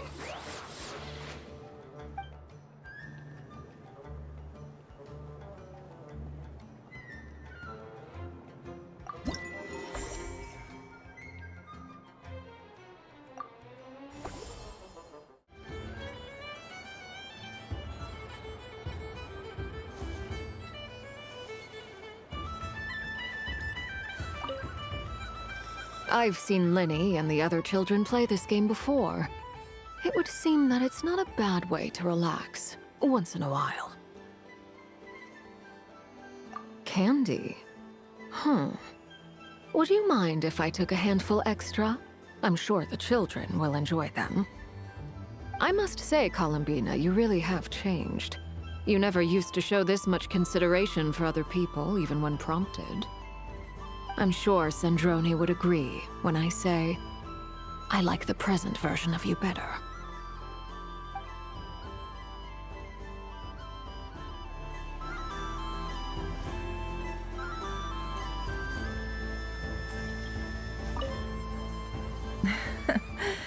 That was fun. It's a shame Ashru doesn't like playing with water, or I'd have roped him in as well. Oh. A gift? You shouldn't have, Miss Columbina. Very nice indeed. Candy is one of many luxuries that the desert folk could never afford. How I yearned for candy when I could not have it. Yet, now that it is readily available to me, I never seem to crave it. May your moon prayer night be one free from regrets.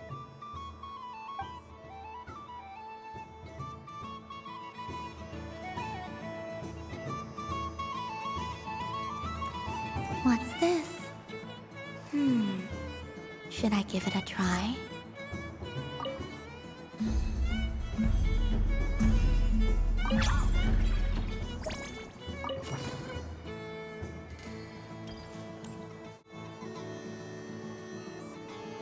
I wish for a never-ending supply of laka berries. What a humble wish. Probably written by a child.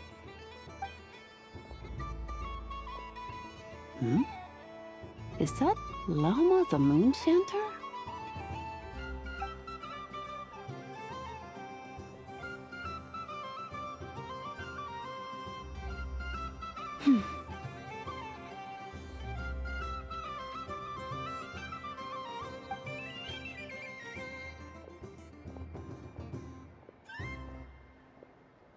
I wish that the long plume ibises would stop biting me. Oh dear, poor Llama.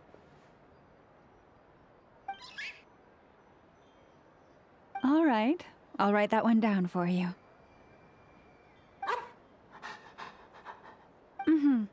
I got it.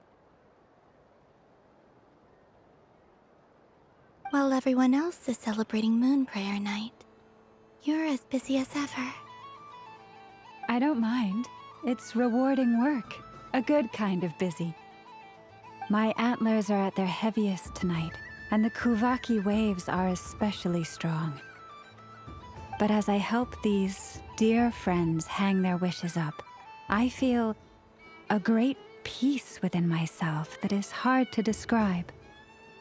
You see, they're all such beautiful wishes.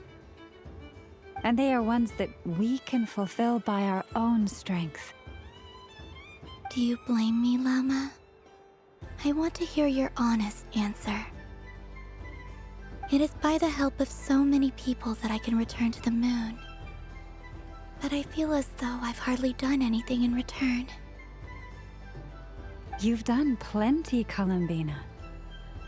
I say this in earnest, both as someone who knows your history, and also as a friend who has seen what you've been through. What about as a moon chanter? I feel proud to honor our moon goddess's wish.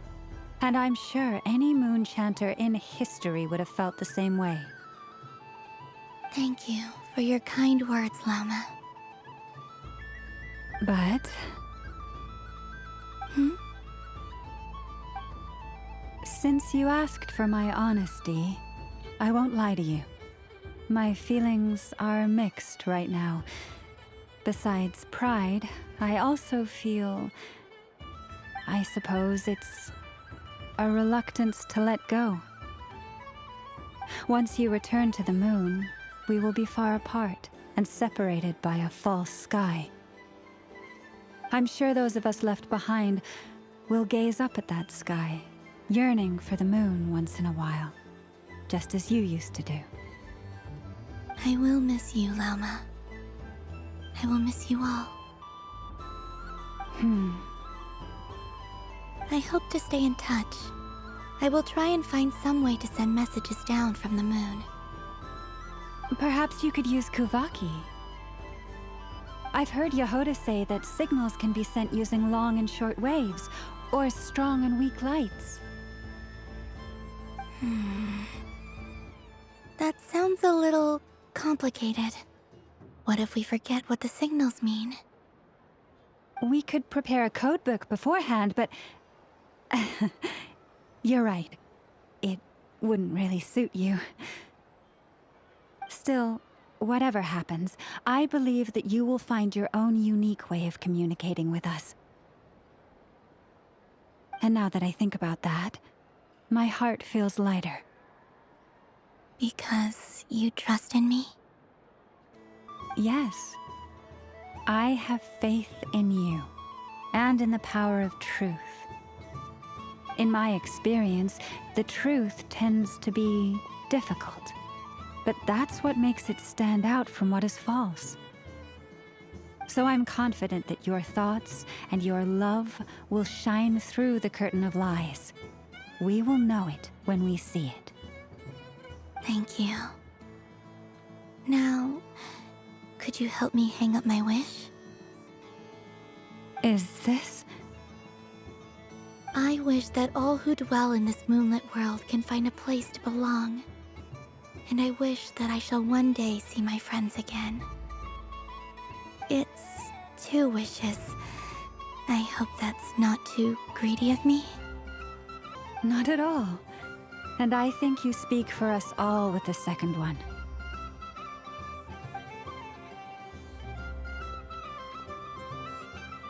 I shall continue to pray until the day that all of these wishes come true.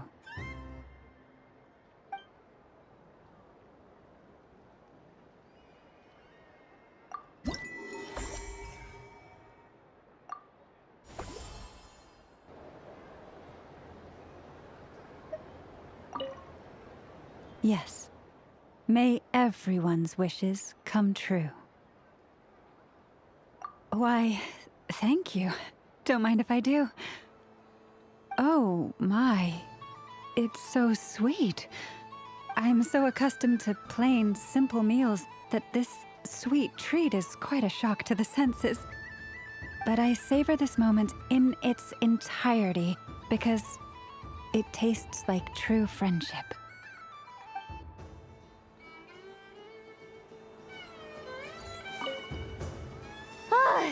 I just had a water fight with 2 Fatui Harbingers. Pretty scary, but also surprisingly fun. Aw, man, this feels kinda wrong. Like, shouldn't we be the ones giving you candy rather than the other way around? I guess I'll just take one. What flavor is that? It tastes like getting a mouthful of muddy grass. After being rear-ended by a blunt-horn rhino, then face-planting the ground. I'll never get this taste out of my mouth. It's delicious.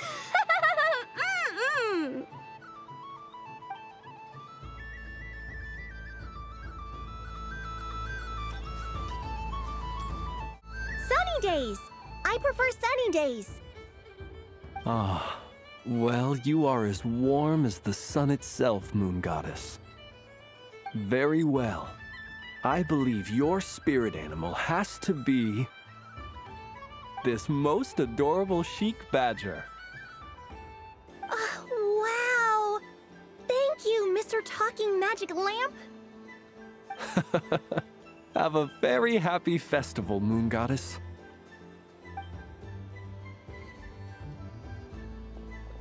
Lance?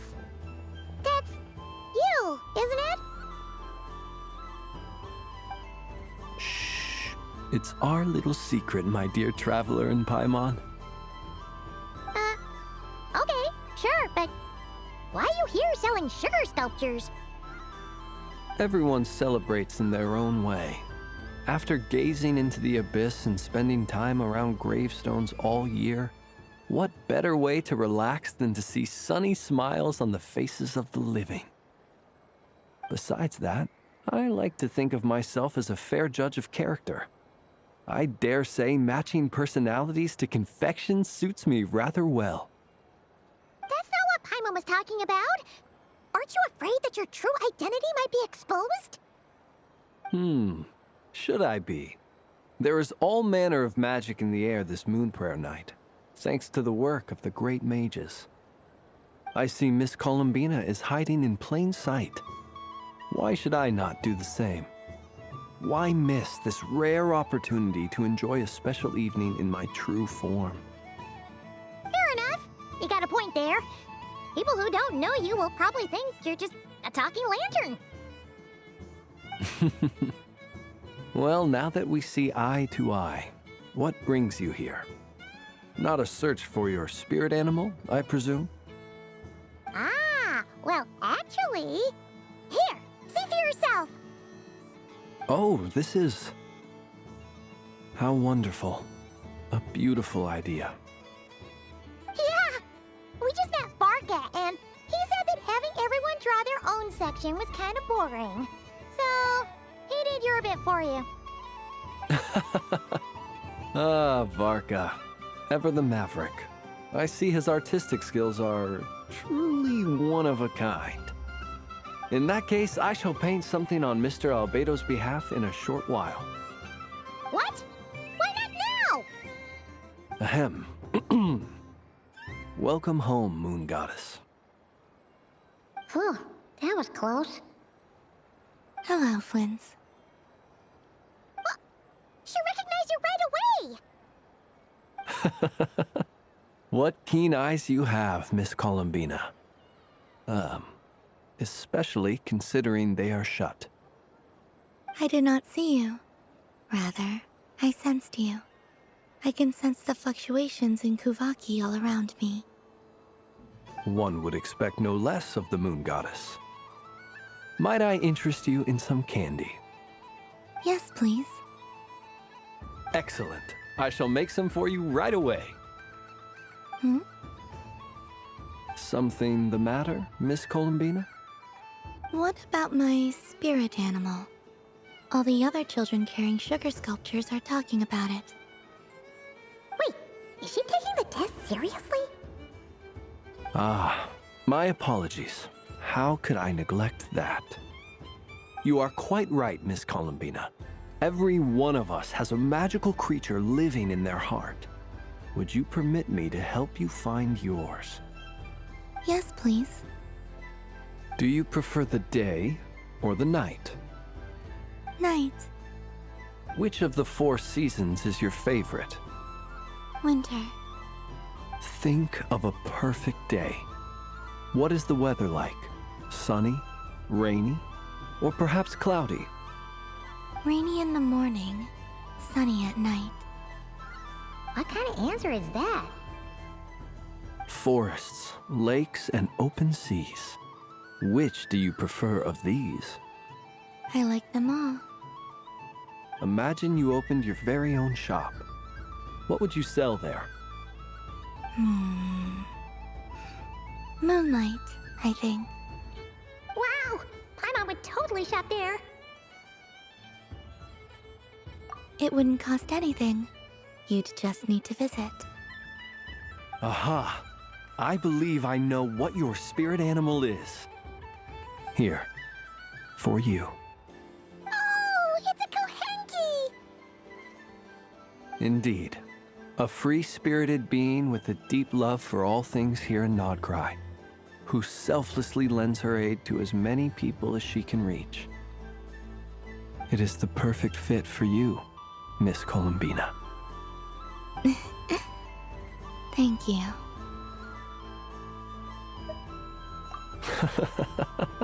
It would be my honor. But you shall have to forgive me. We have known each other for quite some time. I doubt there is any answer I could give that would come as a surprise to you. So instead, would you accept this sugar sculpture as a token of our friendship? It's a lantern. Hey, why don't you two go enjoy your candy over there? Paimon wants to try out this spirit animal thing too. Right, Flint's? Come on, play ball. I got this drawing done. But I want to hear Paimon's answers. But it'll probably take ages. Paimon's a complex soul. And we don't want your candy to melt while you wait, huh? Oh. Okay then.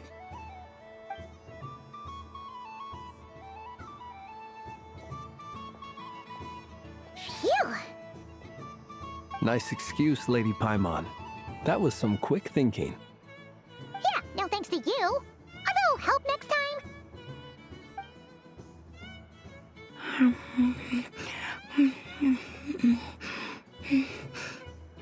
It's sweet. Is that Lockaberry?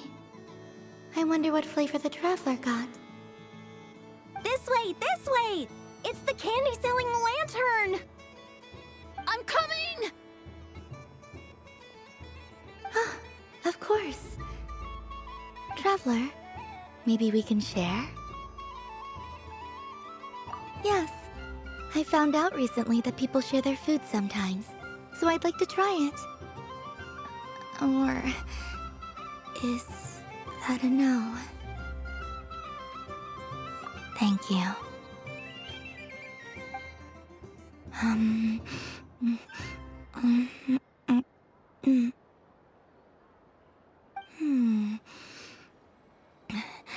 Yours is a little more sour than mine. Here, you try it. Are you sure? Amazing. My sugar sculpture has shrunk, yet my heart is filled with feelings of sweetness. I will remember this feeling. Sure.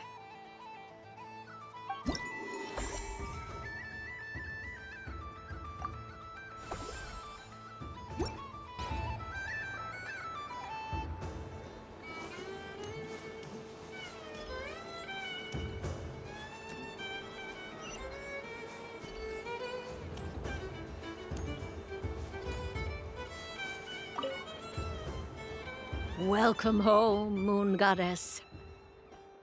Oh, you're the genuine article. Alice was right.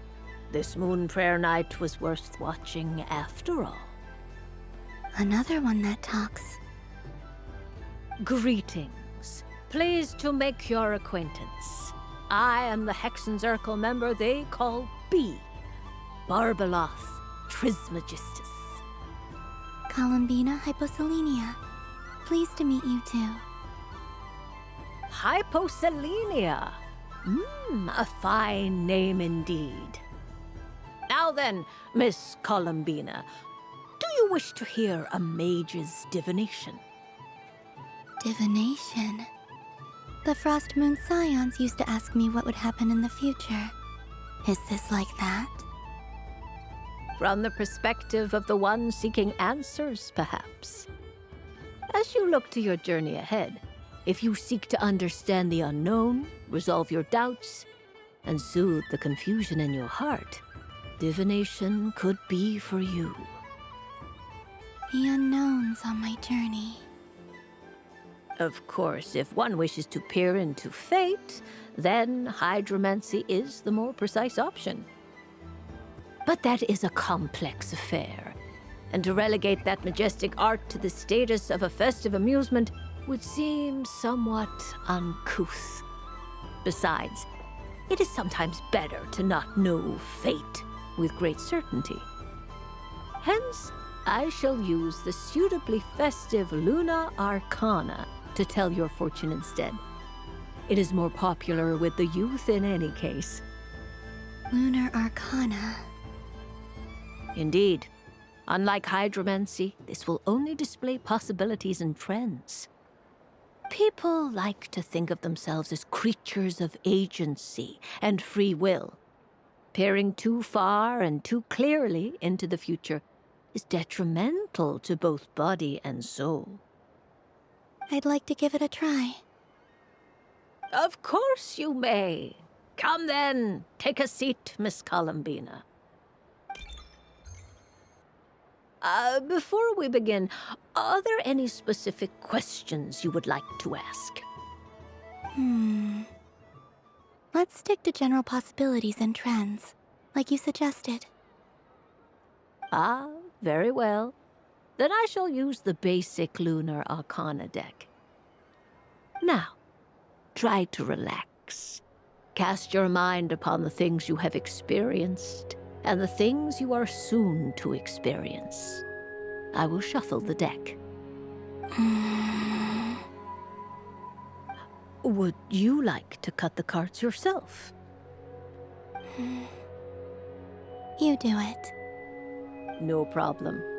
Now then, to make things easier for the Seeker, that is to say, you, I shall decipher the cards from your perspective.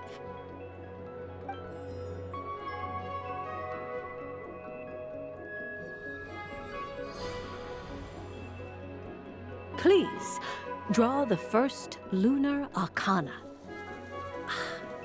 This represents destiny and is the foundation for the divination as a whole.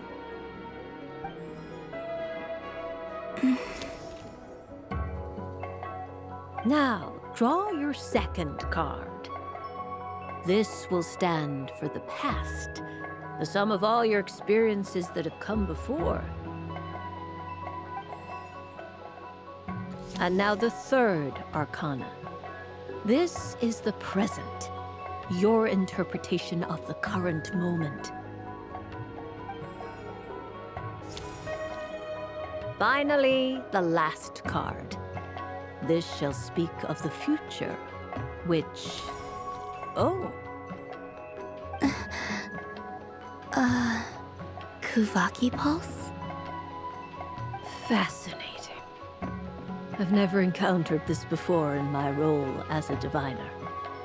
Something has exerted an influence upon this card, causing it to leave its designated position. What do you make of this, Miss Columbina? Perhaps this is the guiding hand of fate in action. Of course, if you wish, you can choose to deny the validity of this card and draw the future for yourself. No, it's fine. Let's go with this one. A bold decision. I must say I'm looking forward to the results. Well then, let us flip the Lunar Arcana in sequence and see what emerges. Sure. First, destiny. No surprises here. The card that represents yours is the moon. The moon. Indeed. The moon can represent the truth at some times, but deception at others. False peace, destructive calamity, and the world-changing power that lies within. When the moon is placed on the destiny tile, it indicates that your destiny is not what it may appear on the surface. Instead, it may yet have a hidden side. It symbolizes a journey through the fog, fraught with uncertainty and deception, where one must face inner challenges head-on. I don't understand. Patience, my dear. This is but the first card, which serves as a basis for the interpretations that follow. Our divination will only grow clearer from here on out. Now then, flip the second card, the one that speaks for the past.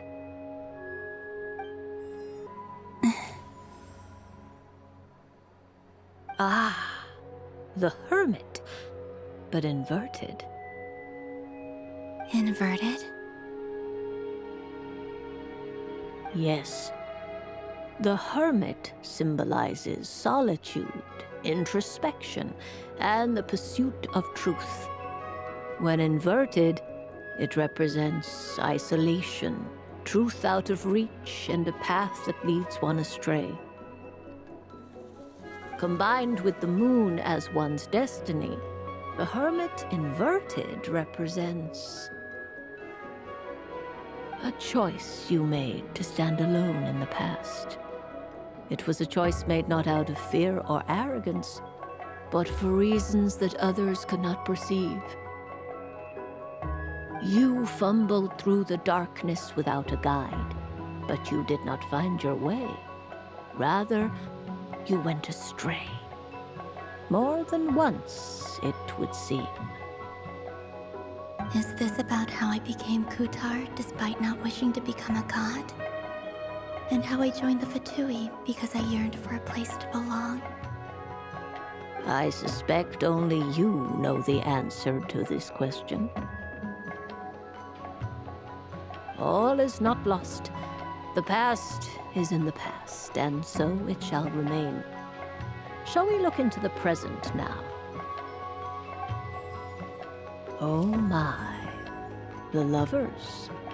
One of the most interesting Luna Arcana. What does this one mean? This means that you have had an unprecedented emotional experience. The joy of finding your soul becoming intertwined with that of another. A precious and wonderful thing indeed. It's true. I've made a lot of friends recently, and they are very good to me. I like them a lot. That sounds lovely. I am most delighted for you. The Lovers can also represent important decisions, perhaps related to a parting of ways. Now, if I were to guess... Yes. My return to the moon. I understand. Parting with friends is never easy, Columbina. But rest assured, this is not the end of your journey. There is always another story waiting to be told. The future always lies ahead. The future.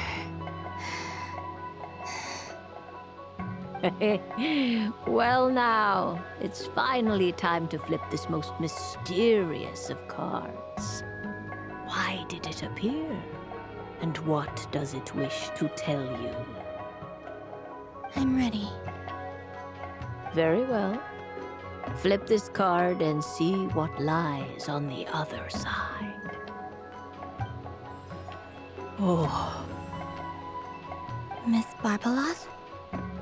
What is it? This card is death.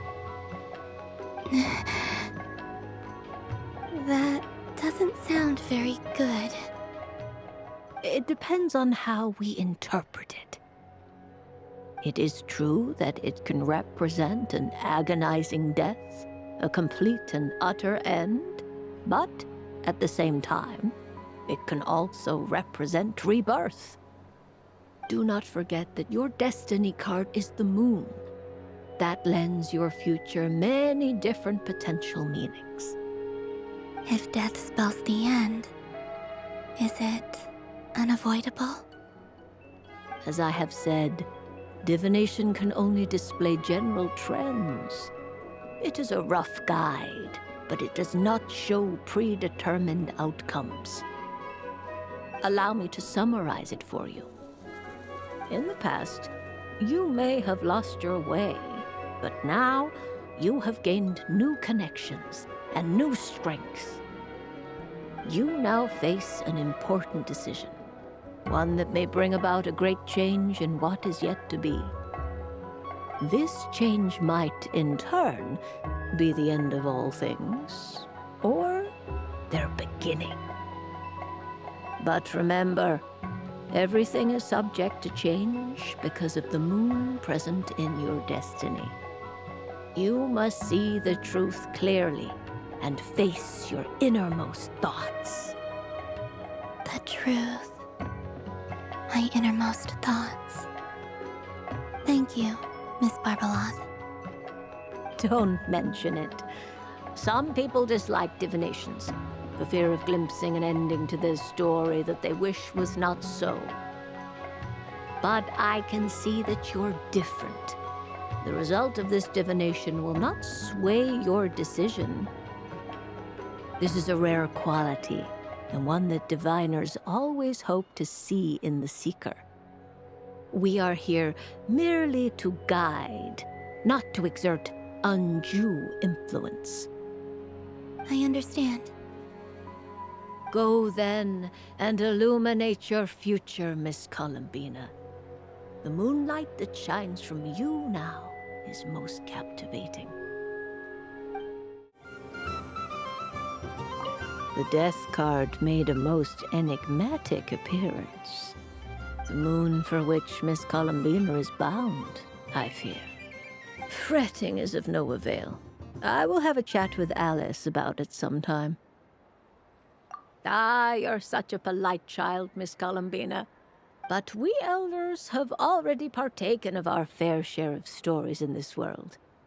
Enjoying candy, keeping up with the hip and groovy trends of the day. Oh, these things should be left to youngsters like you. I hope you don't misunderstand me. I do not intend to lecture you or reject your kindness. It is simply that the mere sight of this candy is starting to give me a toothache.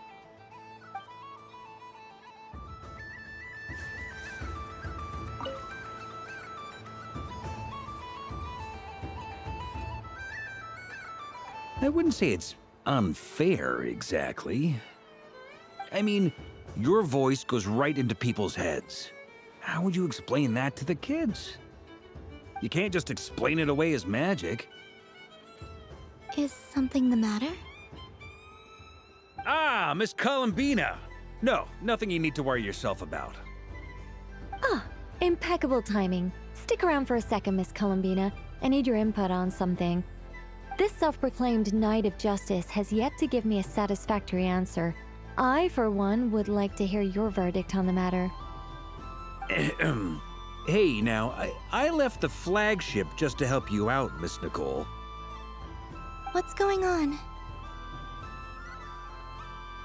So Alice and I are both using long-range remote control spells that work on similar principles, allowing us to attend this festive fair in Dodeco form. Sorry, let me backtrack a little. While similar, there are some key differences.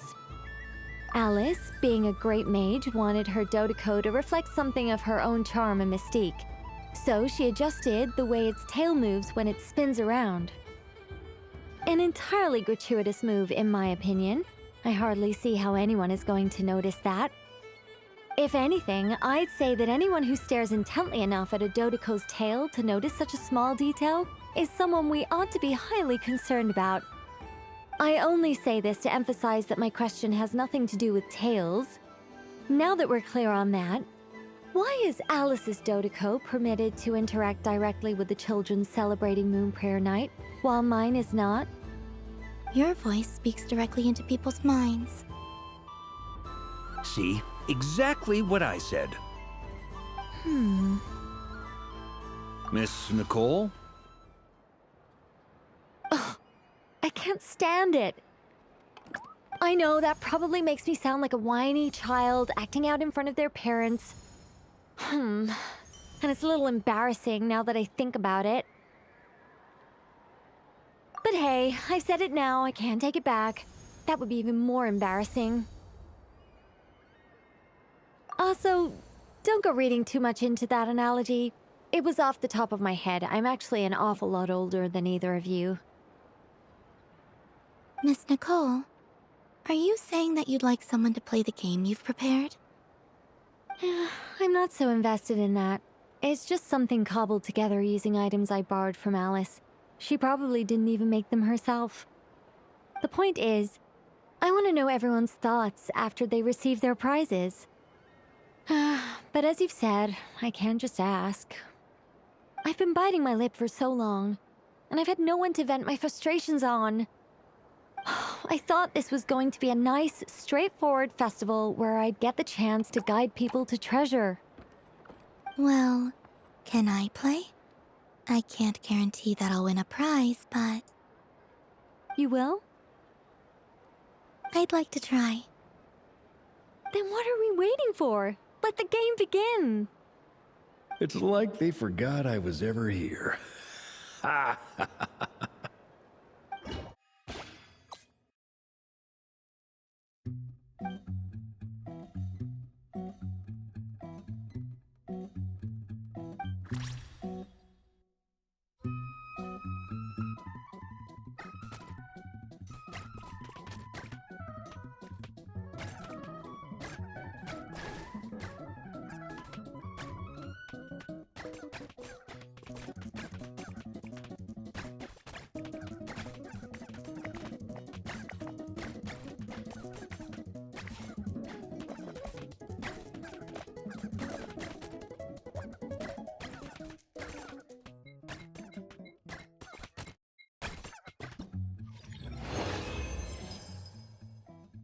Congratulations, Miss Columbina!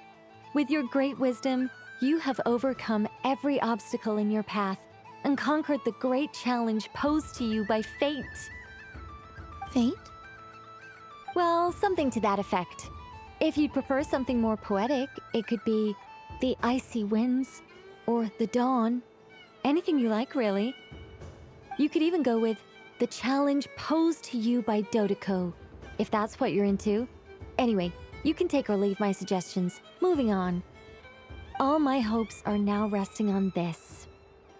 Can I open it now? Stop teasing me. Please, I'm begging you. No more talk. Just open it. Wow. What a lovely sculpture.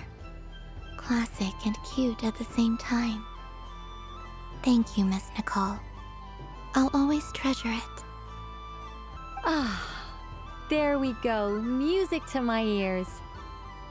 You have my sincerest gratitude, Miss Columbina.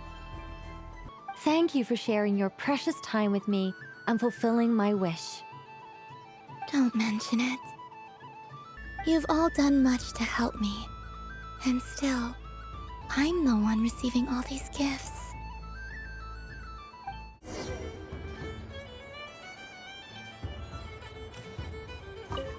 A soft and furry creature that bounces and jumps. Welcome home, Moon Goddess. This one talks, too. Allow me to introduce myself. I am a Dodeko from a distant archipelago, the most mischievous of all my Dodo brothers and Dodo sisters. When the going got tough, I powered through, and when I met obstacles, I boomed them away. That sounds like a lot of fun. Doesn't it just? Oh, but then the trouble started.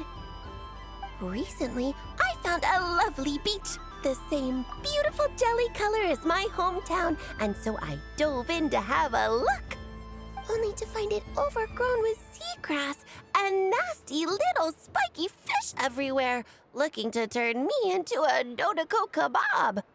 I made it back to shore by the skin of my teeth, but my tail was sorely hurt.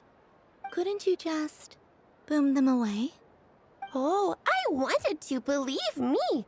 But I've heard that you, Moon Goddess, can understand animal speech.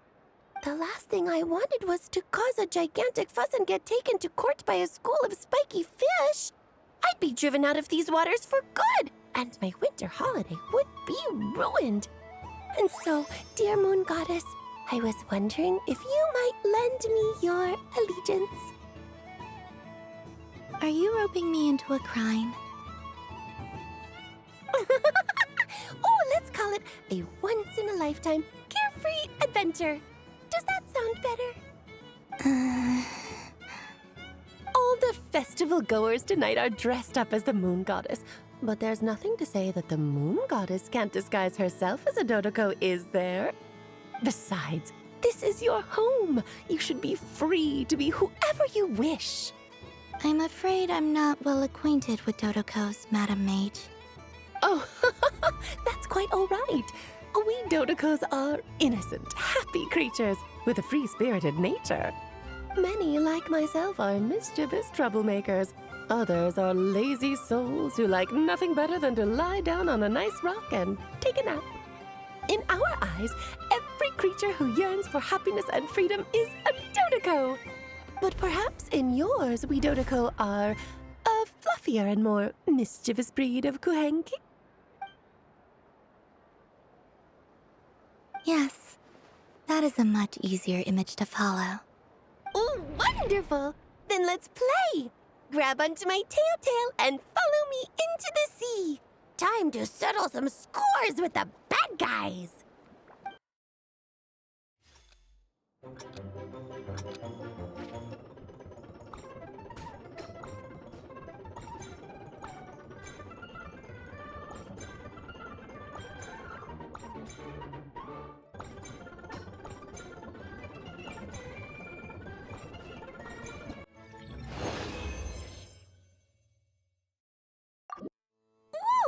A remarkable talent!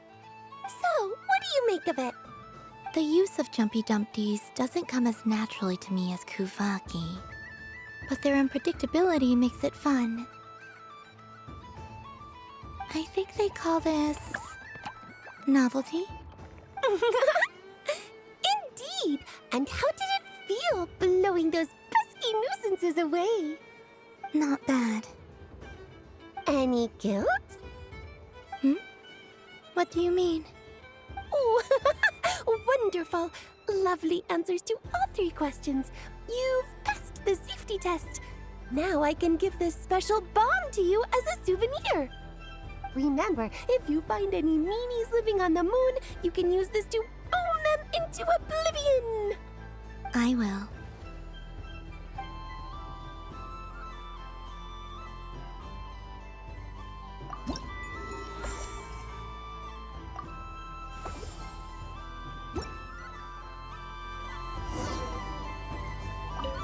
For another round of fish blast? Oh, I mean of bye-bye, bad fishies! Oh, bless my fluffy tail! Dodoko has never seen candy shaped quite like this before. Why, it shines like a lovely crystal. Let the feasting begin! Oh, sweet as a tomato bathed in sunlight. Thank you very much. You truly are a friend to the Dodoko. Please share the rest with other people. I am sure everyone will fall in love with the taste of pure joy.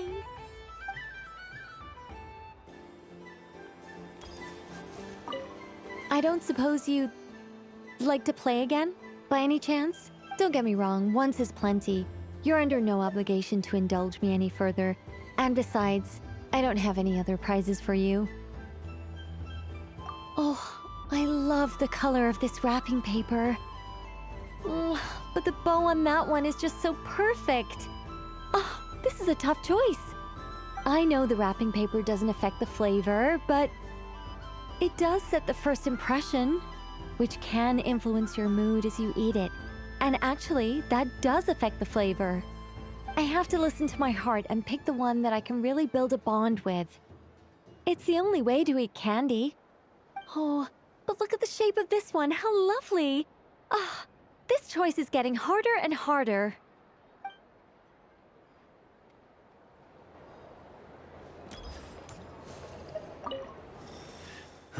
It'd be rude to just leave without saying anything. But at the same time, I don't want to barge into their lively conversation just to announce that I'm leaving. I guess I'll just wait a little longer. Huh? Albedo?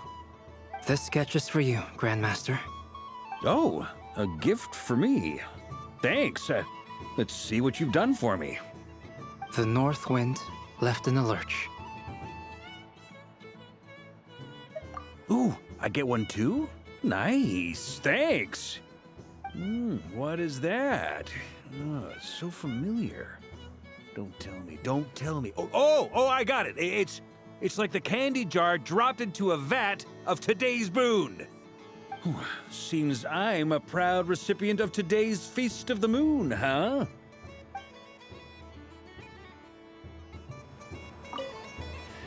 Huh? Albedo? This sketch is for you. Oh. The North Wind left in the lurch. Thank you. It seems I've picked lemon. It strikes a good balance between sweet and sour. This has piqued my curiosity. What if we were to add citrus and other spices, then enhance the flavor via caramelization? I wonder what the end product would be like. Perhaps I should take the time to try this out.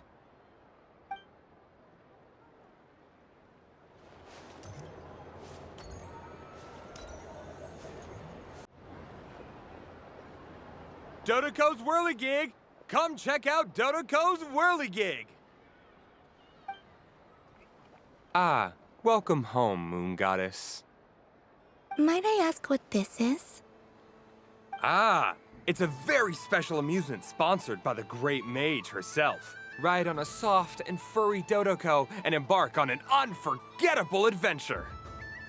I say that, but I'm just following a script here. Who is this mage, anyway? And what the heck is a Dodoco? I'd like to ride. No problem. But, are you by yourself? Is that not okay? Oh, no, it's fine. It's just that each Dodoco can accommodate 2 passengers. Would you like to bring a friend along? My friends... That should do it. Now, we just need to get everyone else to draw something on it, too. But we gotta keep it a secret from Columbina. Traveler?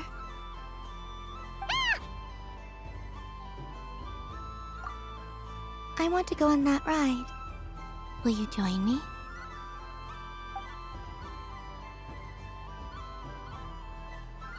Let's go then. Don't worry. Paimon will do the rounds. You go have fun.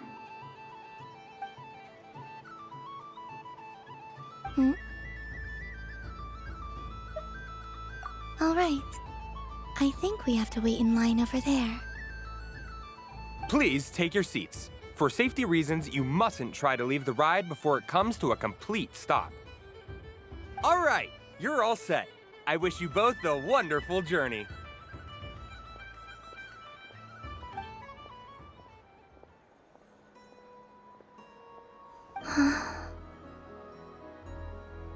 Not bad. It reminds me of riding a moon lane. Sometimes, the Kuhenki circle around me like this, playing their beautiful melodies. Yeah, I'm going to miss them.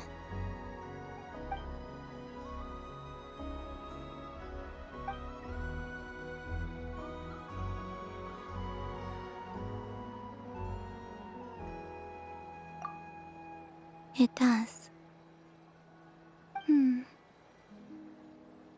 I've felt scared in the past, too. But this is a little different. You know something? I got to see a lot of fascinating things during my disappearance. I saw how the Frost Moon Scions act around their families. So different than how they used to act in my presence. And I also saw how they interact with their friends. It made me curious at first. Why do people act so sincere when they're worshipping gods, but save their truest, warmest feelings for each other? Slowly, I came to realize that it's because they trust one another. They know, deep down, that they'll be accepted for who they are. All of it. The good and the bad. I know. I knew it the moment you started calling out my name. What I fear now is the end. I fear losing all this the very night I have gained it.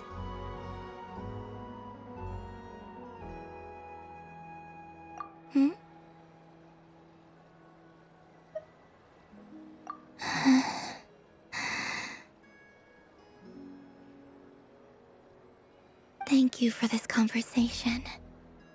Thank you for listening to me. Don't worry. This fear I have, and the unknown that awaits me, they cannot hurt me. Not when I possess a treasure far greater. I just want you to remember this version of me, the real me, on this final night together. Dear passengers, Dodoko's awesome adventure has come to a close. Please leave in an orderly fashion, and we look forward to seeing you again in the future. Don't want the journey to end, huh? Don't worry, you two. There's always another adventure waiting just around the corner.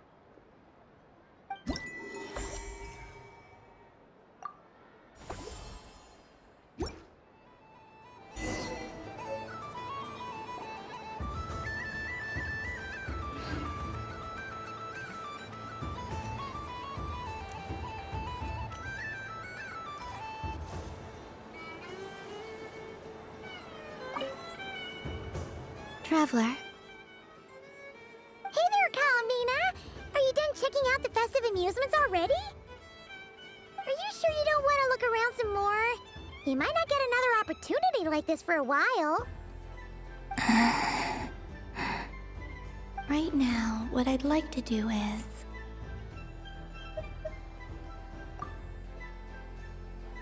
Oh! Candy for us? Thanks a bunch, Columbina! Don't mind if we do! Whoa! This one's intense! But it's so tasty! What about you, Traveler? How does yours taste?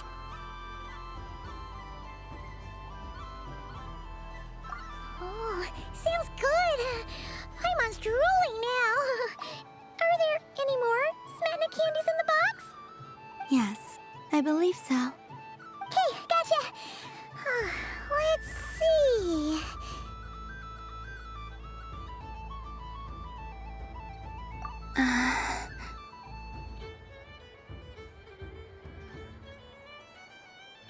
Sure!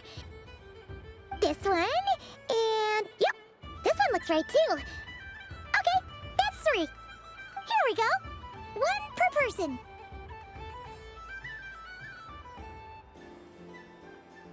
It's so sweet! Traveler, Paimon. Columbina! Finished with the festival already? Really? You're sure you don't want to have a little more fun out there? Final answer? Yes, I am sure.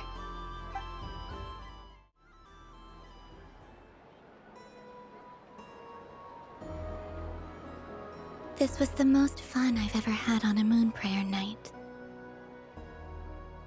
Everywhere I went, people were saying, Welcome home, and there were friends at every turn. I only wish it could last longer than one night. Oh. Yes, you're right.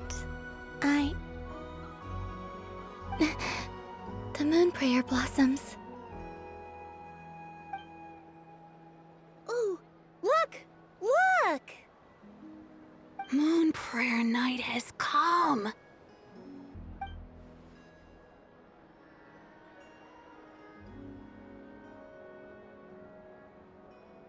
The moon. It's so beautiful. Happy Moon Prayer Night, dear. Happy Moon Prayer Night! Happy Moon Prayer Night.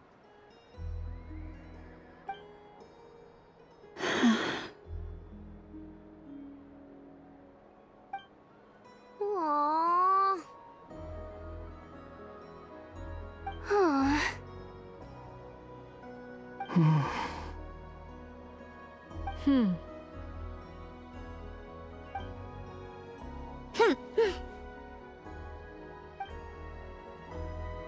Time flies when you're having fun.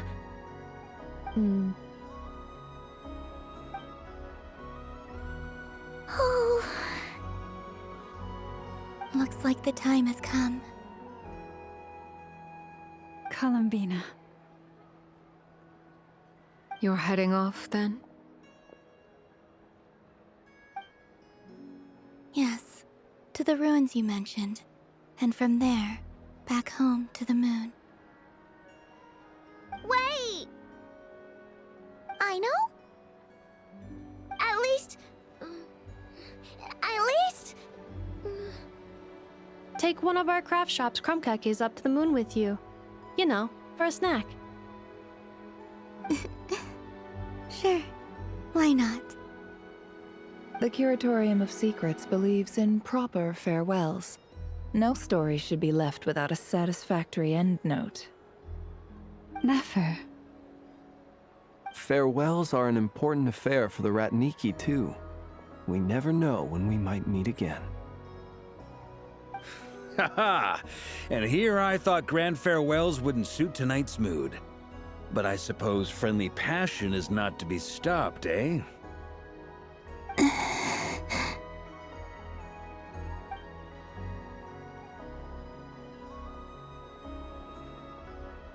We made a little something for you, Columbina. Ta-da! What is it?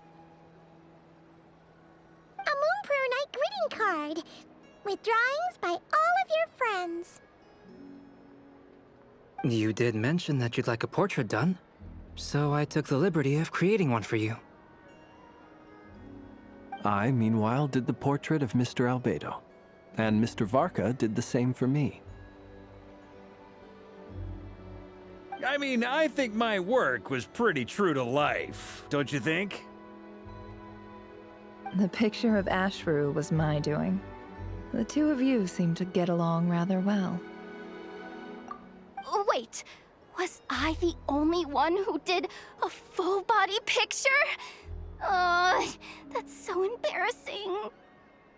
I did pictures of me and Anefa. I did my own portrait and one for Hat Guy.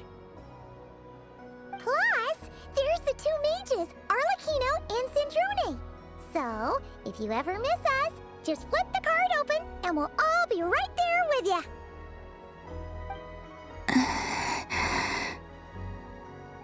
I don't know what to say. Thank you so much, everyone. This whole Moon Prayer Night was more than I could have ever asked for. It is the greatest gift I have ever received. Lauma, I figured it out. Figured what out? Remember how the Frost Moon Scions used to use milk as invisible ink to write hidden messages? That was a very long time ago. Oh, are you saying? Yes. When I miss you all, I shall use Moonlight in the same way, to write words that only you can see upon the moon itself. Wow, that sounds lovely. Quite. But how will we see them? Simply open your windows on nights when the moon shines bright, and the moonlight will naturally flow towards the words I have written. That sounds most fitting indeed. Very true to form. I'll try to write them in places that won't disturb your sleep. I, for one, would sleep all the better for having read one of your messages before settling down for the night. Exactly! So don't worry about disturbing anyone's sleep. Just promise you'll write to let us know you're okay, alright? All right. I promise.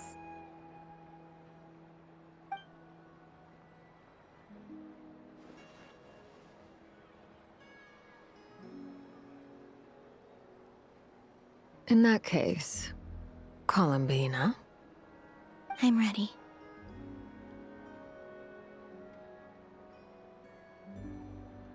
Very well. Let's go.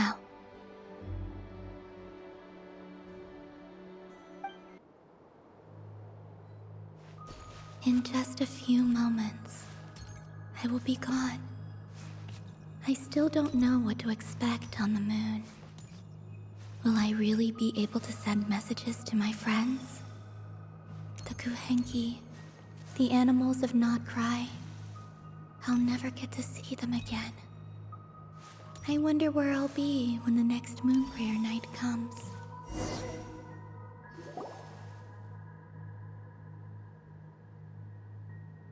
This is where the people of Hyperborea used to communicate with the moons.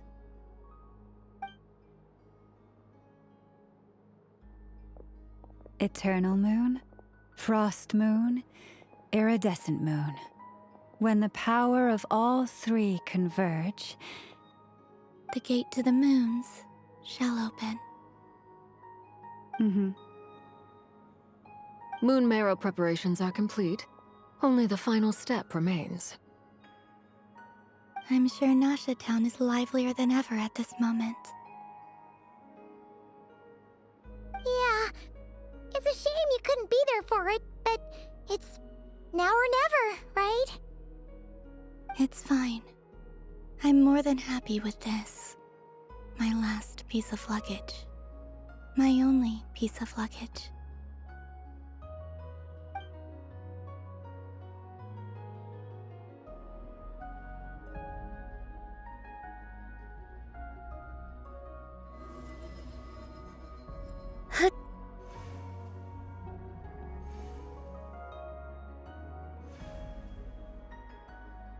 I can already feel the moon calling to me.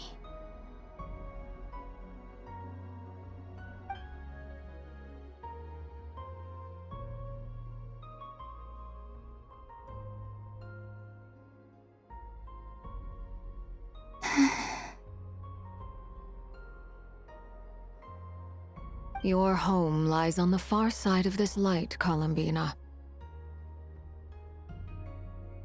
From now on, we will at last have a reason to pray to the true moon. Columbina. Yes? I'm listening.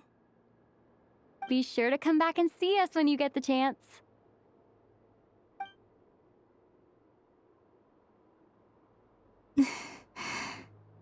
Of course. But if that chance doesn't come, then remember that you have friends on this planet. People who will miss Columbina. Yes, I will.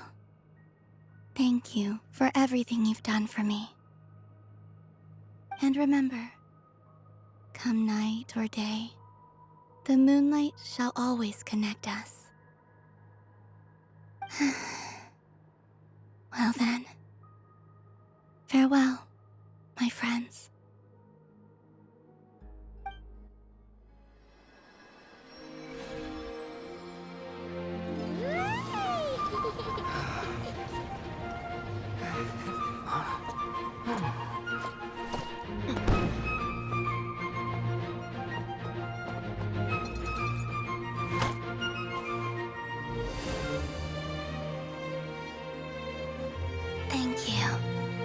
was my happiest night in Tevat. Farewell, Columbina.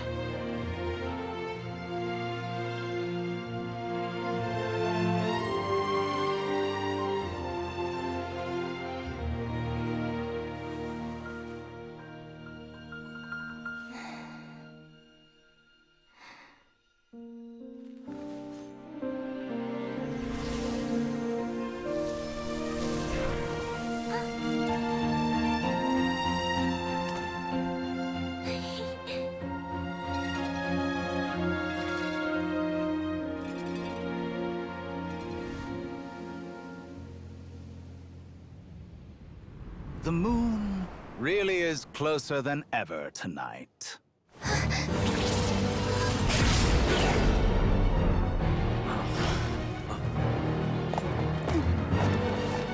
Columbina.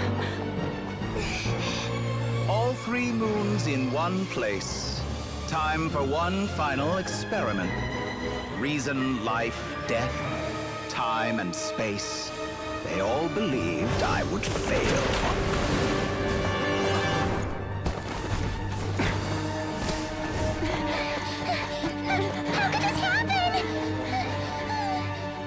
But Tevat's primordial power never did belong to the throne of heaven. And now, they are mine.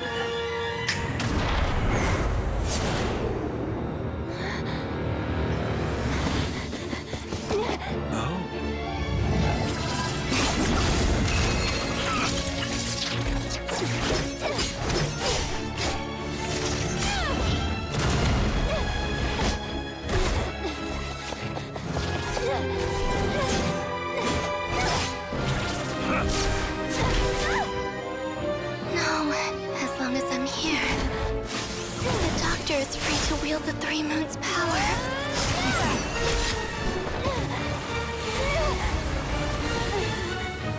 It's the only way.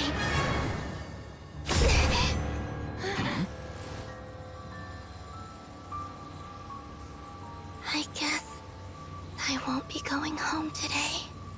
Columbina! No!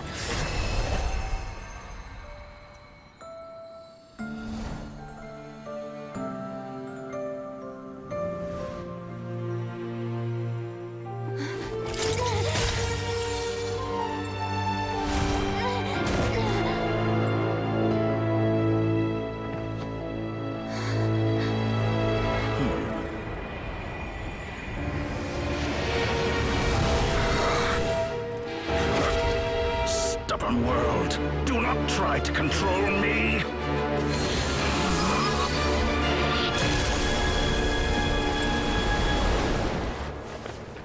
Columbina.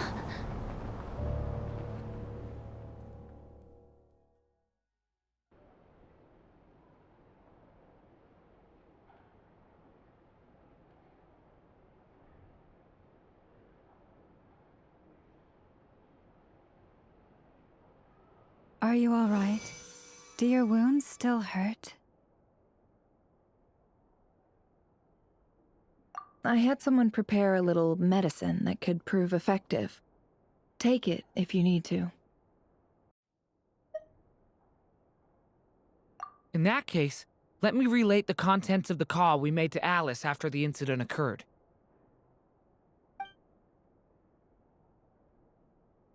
That Dottore is a crafty one. He distracted the Hexenzirkel by creating a huge fuss at Tevat's borders. I'd assumed that the cause was an abyssal intrusion from the outside world, which in fairness is a rather common occurrence. But after learning that you managed to influence the phantoms in Nodcry, I realized that perhaps this interference could have come from within Tevat instead. But we weren't able to change their fates. True, you couldn't change how their stories ended, but you did build some variables around yourself. Variables? Yes, things you heard that you could not otherwise have learned, ideas that would otherwise have never crossed your mind. All these things are variables. Of course, most variables usually pale into insignificance with the myriad of possibilities floating around. But the moment you start treating them as building blocks and intentionally stacking them, that changes things. That's what Dottore did, and it's how he created the necessary conditions so that when you activated the portal tonight, it played right into his plan. However, we have no way of knowing exactly what he did. Yeah, we also need to ascertain Columbina's status. And that about sums it up. As I suspected, Dottore has disappeared completely. If it's any consolation, he wasn't able to control Columbina as he might have wished to. Oh no!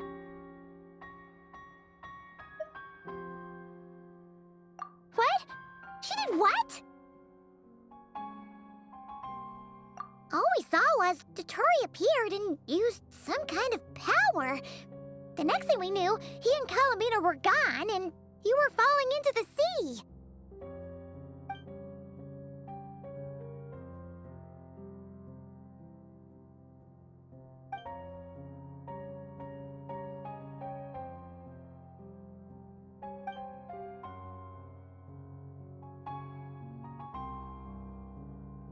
So, Columbina intentionally opened the Moon Gate and escaped into the same mysterious world as Rerir and Thalindis. Sounds like bad news.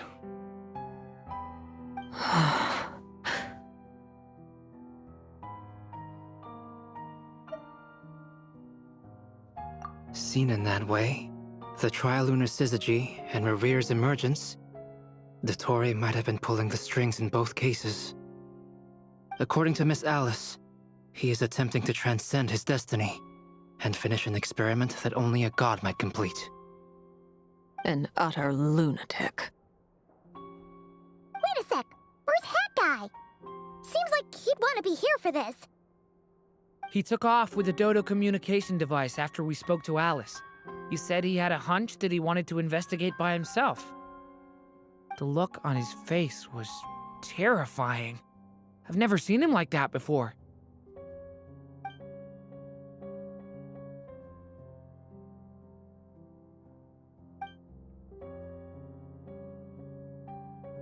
I'm back. Hat Guy! I went to look for the Hyperborean phantoms again. I think I've gotten to the bottom of it. I got them to talk to Nicole on the other end of the communications line. Turns out, the history they describe is different from how Nicole remembers it. Really? But how? Surely Nicole can't have been wrong. Because the phantoms are the ones who are deceived. They speak of a savior who appeared in their history. One who never should have existed. This savior promised to create a new moon within the false sky, and even bring back their moon goddesses. Foolishly, they believed in him, and told him everything he wanted to know about the moons. It's obvious that this was Dottore's doing. Now you mention it, the first time we entered the Hyperborean ruins, we heard the phantoms discussing their history, and I remember Nicole commenting that something sounded a little strange. But Dottore shouldn't have been able to get in there in the first place! He didn't. Nicole said that this was an anomalous state triggered by disruptions in the causal connections between phantoms from the same era. The variables that Dottore put in place were substantial enough that they even affected phantoms that he never met. So it's not that their memories were unclear. They'd been tampered with. That's exactly the possibility Dottore was trying to manufacture. He turned these variables into knowledge and engineered the situation so all that knowledge would fall into his hands. Then, he harnessed that knowledge on Moon Prayer Night to truly create a false moon. How is that even possible? To be precise, he exploited a weakness in the way the spell works. The spell senses Kuvaki to detect the moon's location. So, as long as the false moon more strongly resembled a moon than the frost moon beyond the skies. The gate would teleport Columbina to the false moon's location. In other words, to Dottoro's side. Once he had her under control, the teleportation spell remained active, and he manipulated her power to seize both moon marrows. At that moment, the moon marrows disappeared right before our eyes. It was already too late, even as we were leaving the ruins. By then, Dottore had already amassed the power of all 3 moons. So, where does that leave us? What do we do now? I'd certainly like to know what Her Majesty thinks, now that the concerns I expressed to her have come to pass. But we cannot simply sit and wait for her to decide the matter. And in any case, it is not the Fatui Harbinger Damselette who sees us as her friends, but rather Columbina Hyposelenia. If, even in such extreme circumstances, Her Majesty will not lift the prohibition on Harbingers drawing steel against one another, then I will do as my heart demands. I will fight as Peruware instead. Oh, Arlecchino! Time is short, so I'll make the first move.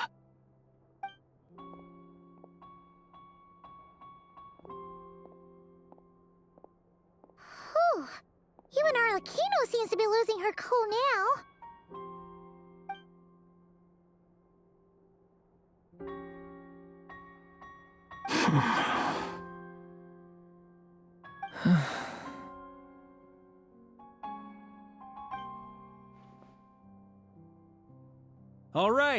All right. Lose those dejected looks for a moment and let me get a word in. It looks bad, I won't lie. Very bad, in fact.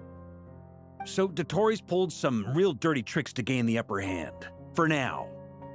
And yeah, it's to the point where even the mages say that his variables have affected destiny. I'm not so sure, though. Many have told me that Tevat's destiny is fixed, and that does appear to be the case. Well, what makes Dottori so sure he'll be the exception? And since he was able to stack these variables up, who's to say we can't do the same? You of all people should not be discouraged, traveler from afar. This isn't over yet. And you're not alone in that. Everyone here does, whether they've spoken thus far or not. But none of us are the type to sit back and wait for the sun to shine again. That's exactly how a knight should roll. If they knock you down, you get back up and get back in it. Don't forget, Honorary Knight, you're a legitimate member of Mondstadt too. Mark is right. This is far from over. Dottori's already way overdue a butt-kicking given his past shenanigans. And after this, he's earned himself a double dose. That's what I'm talking about. How's everyone else feeling? I'll use Kuvaki to investigate Columbina's whereabouts. I am not ready to give up either. Leave the intel gathering to me. Whatever happens within Nodcry's borders, when the Curatorium of Secrets wants to be in the know, we always find a way. Aino and I will do all we can to support you. We will attempt to reverse engineer Dottori's actions and seek a breakthrough that way. Alice and Nicole are busy dealing with an emergency at Tevat's borders, so they can't return just yet. But they're both very angry about this. They've asked Albedo and me to act on the Hexenzirkel's behalf and do everything in our power to fight back against Dottori. Are you ready then? We're going to have to conduct a lot of research, even in the early stages. I'll do my best. As for me, I'm pretty familiar with Dottori's way of doing things, so I can try to predict his next move. I'll help with your investigation. Nice! Looks like we have our basic division of labor. I'll get in touch with Flint's and Itlua, get them to have a chat with their Starshiner. It couldn't hurt to bring the Lightkeepers on board as well. At the same time, I'll pass on instructions to the Knights present in Nodcry to assist the Lightkeepers and other organizations in ensuring the safety of those living here. Yeah! We'll show him!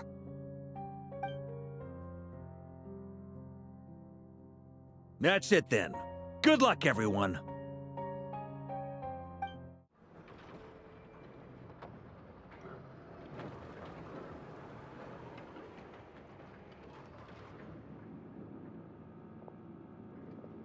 I never thought that Columbina would become my real name. It went from being a Fatui code name to something my friends call me. And remember, come night or day, the moonlight shall always connect us.